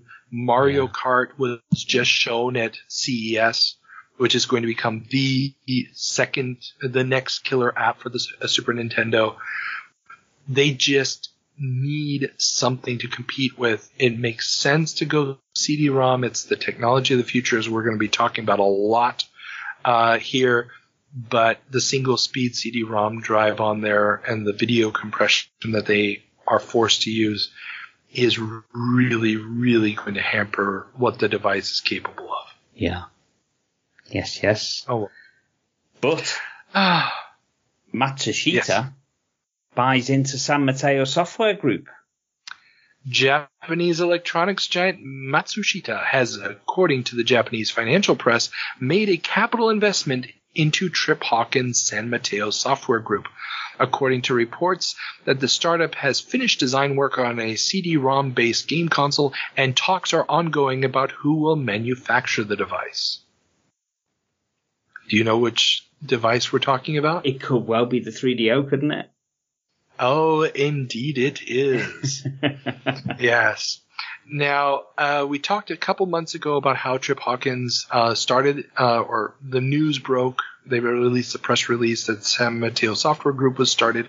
Trip Hawkins was leading it and splitting his time between EA and this project. And Matsushita had already been mentioned as one of the possible technical partners, technology partners. But now this major buy-in, Matsushita, makers of brands like Gold Star and Panasonic, is going to be the big hardware promoter of the 3DO, releasing the first devices. And so 3DO is off and running. Yeah. What's interesting in the article is there's almost a tone that the market's saturated with CD video game devices, because it's almost a groan. Here we go. Here's another one on the horizon, which, given the way things went, it wasn't quite saturation, was it?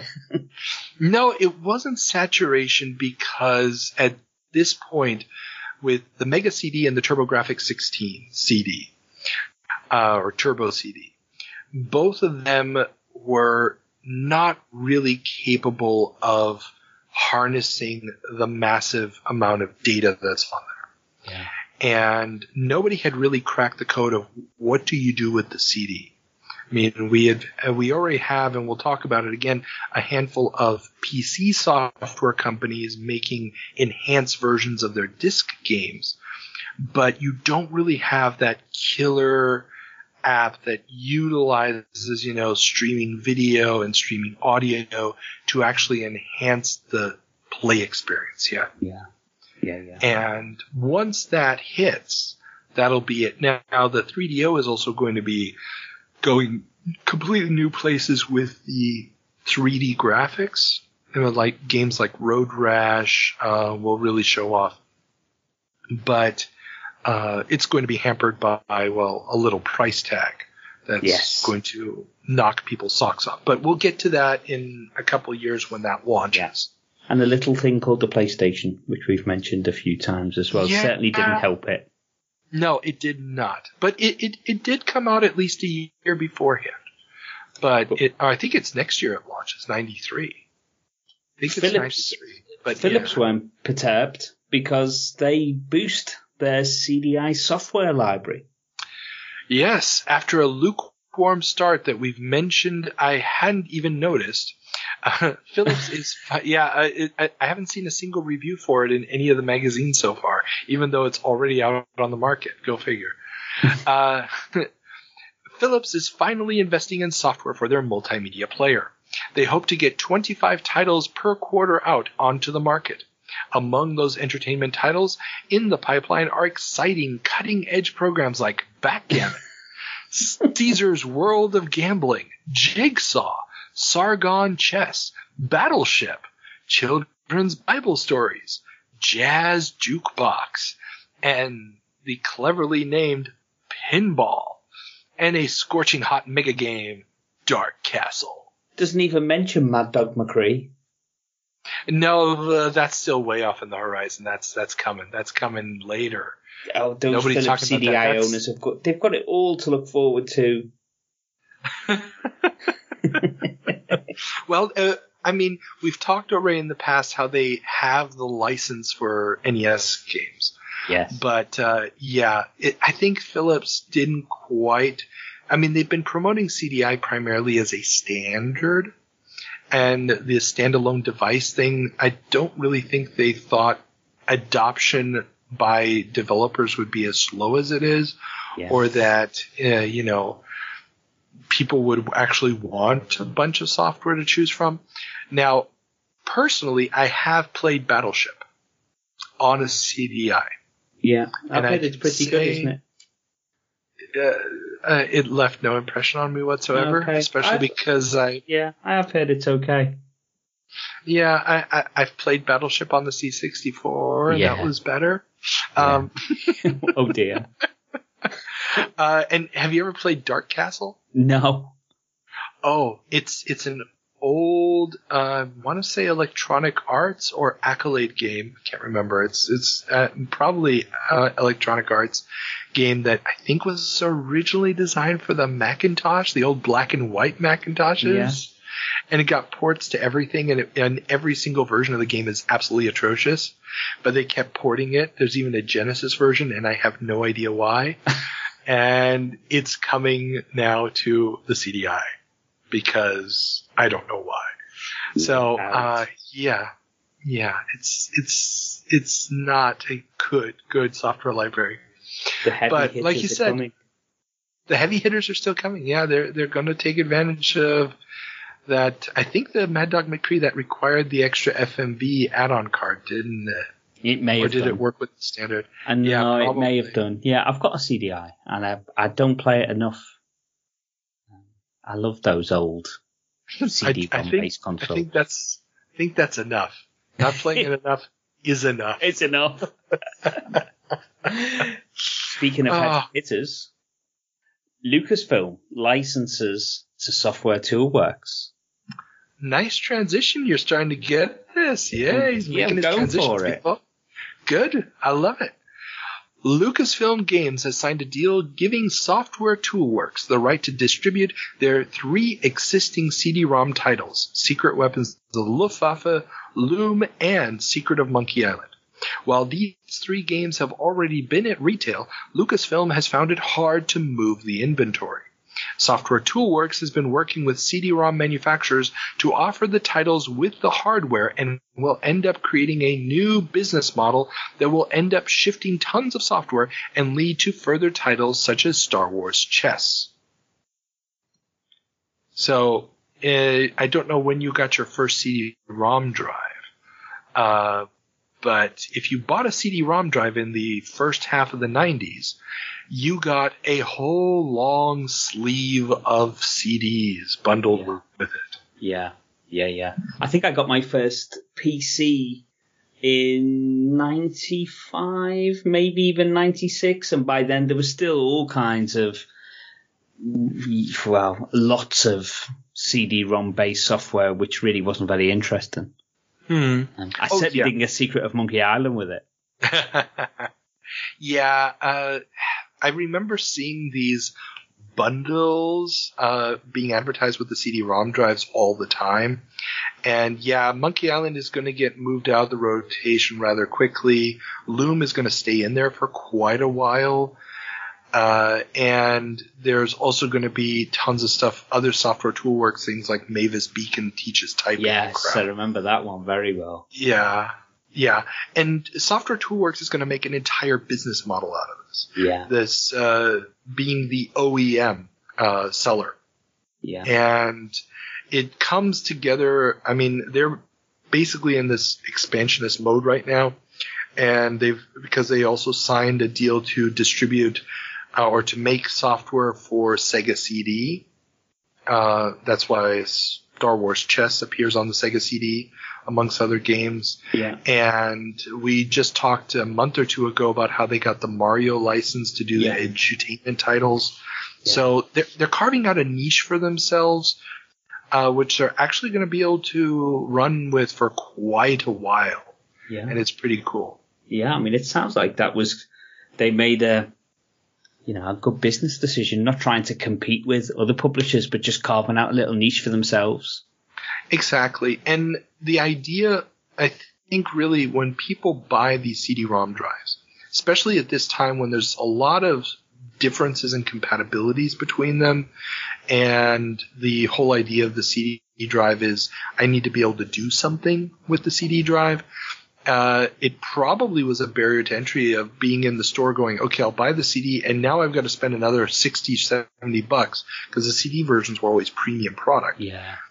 Just to be able to use the damn thing, but having a whole bunch of programs come along for the ride for free with no packaging is a pretty good deal. Yeah. And it's interesting also because the Computer Gaming World magazine has an article on the Software Publishers Association Spring Symposium. Now, Software Publishers Association, the SPA, and we've talked about this in the past a little bit, is not really concerned that much with games as they are with the other areas of software. So while games sell the most units, they're far, far, far, far behind in revenue in comparison with things like operating systems and application software. Yeah. And so the SPA has been going more and more in that direction, but they still, have quite a bit of presentations and stuff from game publishers. And Jerry Blair is the VP of marketing at Microprose at this time. He mentions the OEM possibilities of software distribution at one of his presentations. And the question for him was, at what point does software become mass media? At what point is it as widely spread as something like television or film or music? And he thinks that by selling software with the hardware, the OEM model, that might be the gateway that finally gives us the software sales numbers that you can't get from individual sales. But one of the fears that people at the SPA are expressing at this point is, well, does that mean that we're only giving a spec down version of the software, like a demo version of the software, or a featureless version, like a shareware version of the software? Yeah. And he's quite adamant, no. We give the full version. What we leave out is the packaging. Right. Yeah. Yeah. And the packaging then becomes, the premium aspect of the product. Yeah. It's very clever.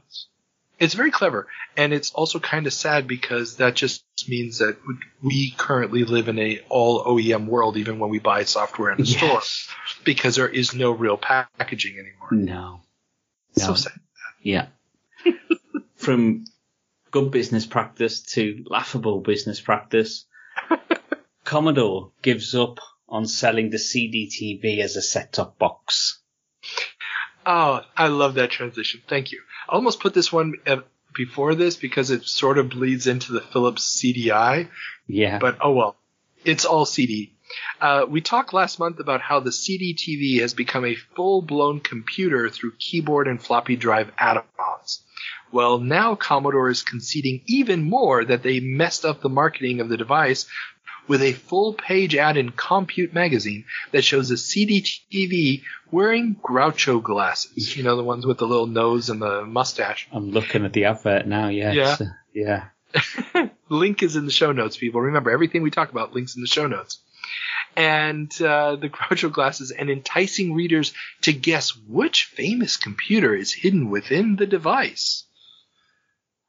It's really bad. It's the way they market this is really, really bad. I mean, you are quite right. They have just given up on the whole point of the CD-TV. And they're basically saying, look, you get this Amiga with 1 meg Amiga 500, and it might be able to do all these other things that we promised it would. But really, it's just a computer in a shiny box. Yeah, it's a computer in a shiny box with no disk drive or anything. Or you have to put those on extra, in which case, you have to plug those in. But I still look at a CD-TV and just want one. I was pined after these things back in the day. I don't really know why, but it still looks such a really snazzy piece of kit. It looks pretty, and I remember seeing them as well, but always asking myself, why? Exactly. But don't worry about why. It just looks great. But that was the thing. it looked great on the shelf. It didn't look great once you turned it on. No. Because once you turned it on, it was a standard A500. Yeah. And that was at least, where the CDI had more colors. The CDI had better sound. There's a limitation to what you can do with the 1984 Amiga hardware at this point. 8 years old at this point. Yeah, it's just, it's just not up to the task. If they had sold this as, I don't know, it can play music CDs, and it also has these extra functionalities that are tapping into the Amiga. If they had built a proper operating system, if you will, for it, that would have allowed for easy creation of interactive encyclopedias and stuff. Yeah. Maybe it could have had a function as a, cheap learning device for schools or something. But no, they went full price with this thing. It was just, no. No. Yeah. They were all over the place already by this point, Commodore. Yeah, Commodore never really knew what to do with the Amiga to begin with. No. It's a rudderless husk post-Tramiel. And it's one saving product was the A500. Yeah. And what did they do with that? Yeah, you tell me. They killed the A500 Plus. Having just introduced the new, if not 100% satisfactory upgrade to the trusty A500, 6 months earlier, the A500 Plus has been discontinued to make room for the A600 in time for Christmas, which was launched at the CeBIT show in Hanover. Commodore also showed off their new blue screen system, known as Blue Box system at the time, that could replace backgrounds in real time and allow users to interact with virtual objects. The Amiga 600 just wasn't really the upgrade that we needed in 1992, was it? The Amiga 500 Plus, which was supposed to give us the functionalities of Workbench 2.0, but just basically killed compatibility. Yeah. Was dumb. The A600 is an idiocy because none of the upgrades for the A500 will work with it. Yeah. The lack of the number pad also really hurt it. Really hurt it. And it still has all the incompatibilities of the A500 Plus.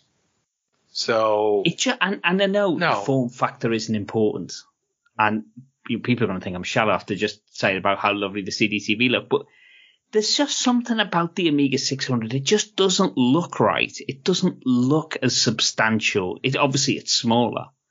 It's smaller, yeah.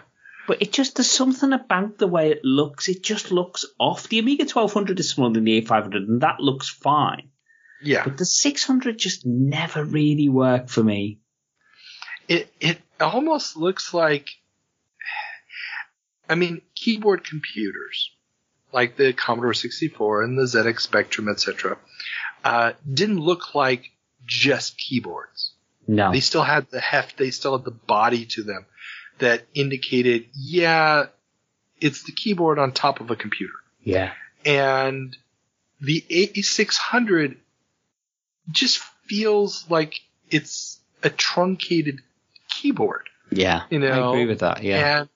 And it's at a time when the paradigm of a powerful machine was a giant tower box. Yeah. Or a giant baby box, like we used to call them, the ones that you put the monitor on top of. This paring down, this making it look even smaller. I know, saving some space. An A500 was a pain in the ass. You had to get a special desk. Huge.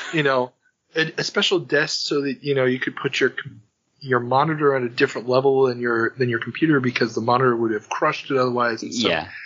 And you still needed access to the disk drive, which was on the side. Obviously not ideal. But once you committed to that form factor, creating a new form factor that just disses all of that. I don't know who the audience was supposed to be. It's not an upgrade for the A500 user. Yeah. In any real significant way. People who are just buying an Amiga for the first time, they want something that's going to be a whole hell of a lot cheaper than the A600. And yeah, it's just Commodore. Like, how many more times can we repackage the same thing? Yeah. If only they produced the Amiga 1200 and released that in 1992. The problem is that got delayed. There was supposed to be the AGA and the AAA chipset. The AAA chipset never ended up materializing, although according to one of the engineers, that basically could do like PlayStation level 3D stuff. Yeah, I've read that. And the AGA was supposed to be like a cheapo throwaway product. That was going to be, the replacement for the A500. So you're going to have 2 tiers of graphics, which, let's be honest, would have been a disaster because nobody would have programmed for the AAA chipset. Yeah. And by then, the idea of the Amiga having a marketplace position that could have sustained that probably getting weak. But 1991 would have been the year when an AGA machine could have competed with the Super Nintendo. Yeah. But no. It was all too late in the end. It was all too late. Yeah. But there is one more thing Commodore's going to be able to do, and this is another thing that they announced at Hanover, that they opened up their first Eastern European sales office in Warsaw. And this comes on the heel of the C64 selling a whopping 800,000 units in 1991. That's just ridiculous. Yeah, the highest yearly number yet. And a lot of those went to former Soviet countries. Incredible. 9 years after release, sells 800,000 units. Unbelievable. Yeah, but it's the C64. It has become that cheapo computer for gameplay. Yeah, with thousands and thousands of games available, many of them pirated. Well, virtually all of them pirated. But I mean, in England, you're still selling it with a cassette player. In Germany, cassette is already long dead. Yeah. But that cheap media, the cheap game availability, the constant reissuing of budget titles, that's gonna keep it alive for another year or so, and they're gonna milk that for all they can. Yeah. I mean, it's gonna keep being produced for as long as the Amiga. It's just insane to think about. Yeah, it's just a phenomenal number of units for such an old system. I really struggle to believe it. Yeah, but I mean, it's so cheap at this point. Yeah. Even in the US mags, you can still see order forms for the Commodore 64. Amazing. I mean, it's probably outselling the Amiga, honestly, in North America. Yeah. Yeah. Because the Amiga is all but gone at this point. Yeah. But the C64 still has a following, still has a place in the market. And there's still add-ons, the Super CPU type things. I don't think Super CPU is out, but there's a couple other accelerators for it. I mean, if you really wanted to soup up a C64, you could probably get a fairly decent running machine for under $500 that would also then have the capability of running GOS, which would give you a full GUI interface. Yeah. So it's a real phenomenon. Oh yeah, I mean it's a cult classic. It's the last old machine I still own. Yeah. Is a C64. Yeah. And I don't think I'll ever get rid of it, even though I haven't probably turned it on in I don't even want to think how many years it's been. But at least it's there. Oh yeah. I have no segues into this next one, so I'm just going to go right into it. Microleague introduces real-time game stats updates. Oh yeah, this one surprised me. So Microleague Sports Association, publisher of sports sims, has inked a deal with USA Today, the newspaper, to allow owners of their games, presumably their baseball sims, to download the latest player stats from USA Today's news servers to update their games. According to an ad from MicroLeague USA Today edition, the download will cost $6 and the first download is free. $6, eh? Well, $6 for to completely update the stats on your sports game? Yeah, it's not bad. I mean, it's not terrible. No. Now, granted, at this point in time, just logging into their server, I don't know if they had a 1-800 number for that. But, and I can't even, granted, with modems of the time, we're talking 1200 baud, probably take you a little bit of time, but still, it's a pretty kick-ass concept. Yeah, it certainly beats having to buy a data disc for £15-20. There you go. And I mean, in theory, these stats are constantly being updated. So if you really want to be a micromanager, you could be downloading new stats all the time. Yeah, every week. Yeah. Yeah, I was really into my sports games in the early 90s. I would have been all over this. Yeah. I would have absolutely loved it if you could just on all the sports games just get the instant stats up to date. Oh, yeah, I mean, that's the kind of thing we take for granted now, obviously. But back then, I would have absolutely loved it. Yeah, and it's part of a larger discussion that's been happening in the magazines, and we're going to talk about that here in two stories. This idea of online play and the interconnectivity of computers is really, really starting to take hold of the imagination of game designers and publications, even if the number of people using modems is still very, very tiny. Yeah. So, moving on to a story that I know very little about. GamePro introduces its face-based scoring system. What's this all about? Okay, so GamePro magazine is, for the longest time, one of the two major gaming publications in the States. Yeah. So you had GamePro and, what's the name of the other one? It's GamePro and... EGM? EGM, thank you.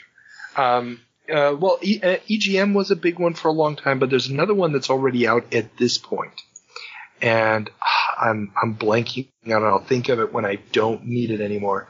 But GamePro, up until this point, has been doing their review scores with numbers and stuff. Now they're still sticking with a numbering system, but a 1 to 10 system.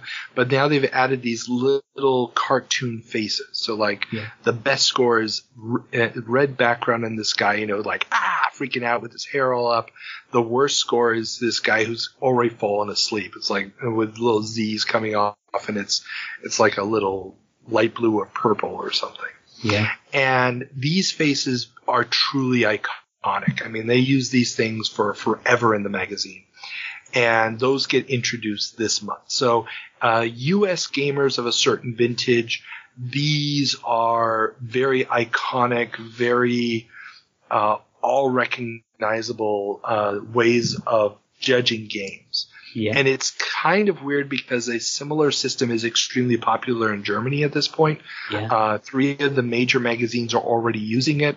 I think the first one to introduce it was a magazine called Amiga Joker. Yeah, I know that one's one of the big Amiga magazines, isn't it? Yeah, it's the last, as far as I know, dedicated Amiga games magazine that survives into 97 or something, 98. Then they're using it with their main character, this Joker, who, the worst one he has is he's puking everywhere. Yeah. It's quite funny. Then there's another magazine called Playtime. Yeah. They're using this weird little frog. They're going to drop that in an issue or two. Thank God, because the frog was terrible. Just gives people an excuse not to read the review and just look at the face at the end, doesn't it? And say, exactly. And the other one is Power Play magazine, which we already mentioned, where they actually do this, but with photos of the reviewers. Right. So the reviewers also do this horrible squirty face for the terrible ones and, give a thumbs up for the good ones.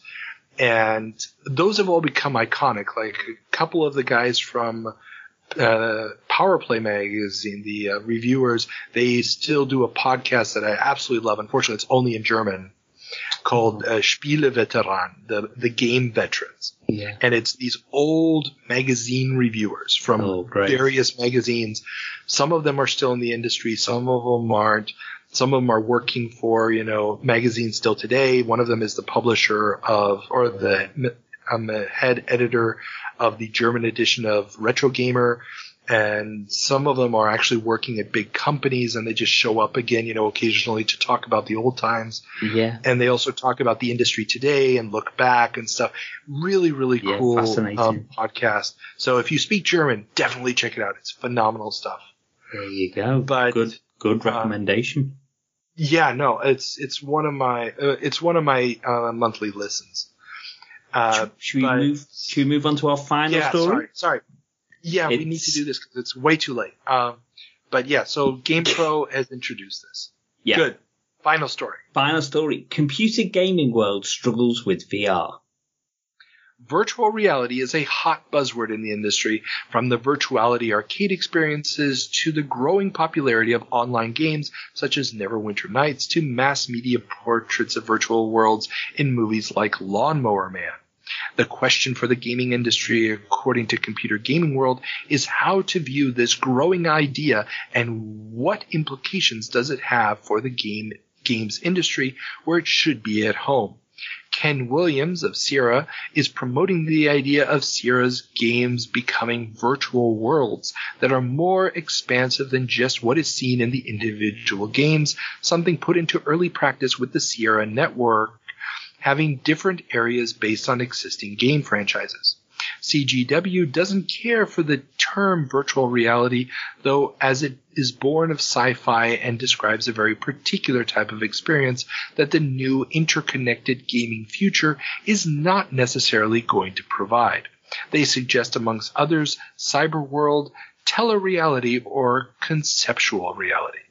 Well, it's good to know that certain conversations haven't moved on at all in 30 years, isn't it? Because all the same questions are still being asked. Well, I mean, in many ways, what they're talking about here is the metaverse. Yeah. Or we're still the talking new about concept, that which is nonsense. Yeah. And it's still a nonsense concept. But that's what publishers want to do, don't they? They want to drag you into a world, and they want to capture as many of your aspects of your attention as possible. In some respects, the conversation is still being had. Oh, definitely. And the idea that, your game world can be so huge that it encompasses every experience that you may want to have has probably only been realized by GTA. Yeah. You could play GTA 5 online or GTA Online as a pure racing game for all you cared. And it would be a perfectly valid and fulfilling experience. Yeah. You can play GTA as a solo game where you just play the missions, finish the story, and you're done. Yeah, it's a good example. But it's the only one that is really, I think, not only achieved the fully realized you can do anything you want world, in addition to making it an online virtual experience. Yeah. Although things like Fortnite and Roblox, Roblox is a little bit different, but Fortnite and even Minecraft now, hosting concerts and press conferences within their worlds. Yeah, but can you go and play a game of pool? Can you just walk into a bar and play a game of pool? No, you can't. No, certainly not on Fortnite. Yeah. Can you jump into a car and decide now we're going to do some racing against 10 other people? Well, no, you'd have to. No, the game that you'd have to make it up yourself. And this is the thing. Roblox is. I don't see Roblox as one persistent. No, Roblox is different. It's a tool for making games, isn't it? Yeah, it's shoot 'em up construction kit, but with much larger number of options. Yeah. I think what Ken Williams is really talking about here, and the Sierra Network was their online service. Yeah. And things that they had in there was, for example, Larry Land, I think it was called, where you could do the casino games similar to what you could do in the Larry games. Yeah. Why would anyone want to do that? But yeah, I think that's right. But this is the thing. It's, it was an online chat room where you could also play poker. Yeah. And people loved it. Yeah. Famously, Warren Buffett and Bill Gates would get together on the Sierra Network and play bridge once a week. Yeah. It's one of those things where, those simple games were technologically plausible at the time, as well as still engaging, fun one-on-one experiences. Yeah. Same thing with, the first clans are forming on Neverwinter Nights, and you can start to see this metagaming where they're trying to, play out scenarios that aren't actually possible in the game engine, but they're still playing them out because they're characters and they're humans. Yeah. And I think that the general idea that they're talking about here is something that's still there. I think it is far more possible today than a lot of people consider. But one of the other things that this article in Computer Gaming World discusses briefly, which I think is pie in the sky, is they're like, what we need is something like a standardized save game feature where, all save games and all games are one file type, so we can transfer the data better from one world to the other. Yeah. And I think that that's where they're wrong, where it would be what we need is a game world that has all of the activities built into it. Yeah. And you can just travel from one corner of the world to the other. Yeah. Maintaining your character and then suddenly be doing something else. Have you ever read, I don't know if you're a big comic book guy or not. No, not enough. I'd like to be, but I just never gotten round to most of them. Well, there's a comic from the 80s by John Ostrander. I can't remember the artist's name now, called Grimjack. Yeah. And the concept of it, it's absolutely phenomenal. I can only recommend it. The idea is it plays in this weird world that's sort of a cluster point between dimensions. And so it's this city, and in the city, you could walk around the corner and then suddenly a dimensional portal is opened and suddenly the part of the city has been ripped out of, let's say, a cowboy world. And then you go around another corner and the other part of the city has been ripped out of a high fantasy world, and so on and so forth, where everything is mixed together. And it follows this guy who's basically a mercenary / private detective in this world. Very, very good series. But that kind of concept where it's one world, imagine you enter the world and, you're in the portal area and you can jump into the Old West, and that would be Red Dead Redemption. And then, you take your skills learned there and you can jump into another world and, turn it into a wasteland type of scenario. Dark Souls. Yeah. There you go. Yeah. If you could do you wouldn't that, need any other games? You wouldn't need any other game. The problem, of course, is balancing. Yeah. How do you balance the guy who just comes in with a machine gun and stuff and throw him into Dark Souls? It's like, okay, how many hit points do you take off for a bullet to the head of the giant demon with the giant sword that would normally take you 5 hours and 5,000 tries to beat? Yeah. I don't know. Yeah. But that's what they were aiming for in 1992, and to some extent what they're still aiming for now in 2022. Oh, dude, so many of these problems have been the same. As somebody who's been following games actively since at least 87, so many of these discussions, I've had them 1,000 times at this point. Yeah. And the holy grails are still, so many of them are still out there. We've achieved so many of them, and yet so many of them are still there. And to see how those discussions have happened is part of the reason we keep doing this every week. So. Absolutely. Okay, that's the end of our stories. Only one task left. You must choose the word of the episode. The word of the episode? Yeah. You never actually got to the end of one of these things, did you? The word of the... I'm very behind in my listening. The word of the episode is monopolistic. I like that. Very, very nice. It's got a nice little legal aspect to it. Perfect. Monopolistic it is. Okay, Chris, let all the nice people know once again where they can find you. Well, firstly, thanks for having me on, Carl. It's been an absolute pleasure. I know it's been a long time. We've been talking about it for a good few weeks. But hopefully this will be the first of many times. I've really enjoyed it. It's great to be part of it. Dude. As I've said, you're doing the Lord's work here, and this is really important cataloguing of the history of our hobby. For people who want to hear more of me, before I come back to this here parish, you can check out my work at www.retroasylum.com, where there are 10 years worth of a back catalogue to plough through. As I said, my involvement started in about October 2018, and more recently on www.playthroughpod.com, where we have just recorded our episode 39. You can find all of our episodes on the website. We've got coming up next week our every few months we have what we call a waffle episode, which is a long story which I won't go into. We call it Waffle. This is Waffle 4, where we introduce the games. Each we all pick a game each for our forthcoming season that we'll play through. So if you've not listened to Playthrough yet, this is a good time to pick it up, because you are just between seasons, depending on when this goes out. So yeah, Playthrough and Retro Asylum, and thank you once again, Carl. No problem. And remember, everybody, all the links to that stuff is going to be in the show notes, as are all the topics that we've talked about. As always, remember, go out there and have fun.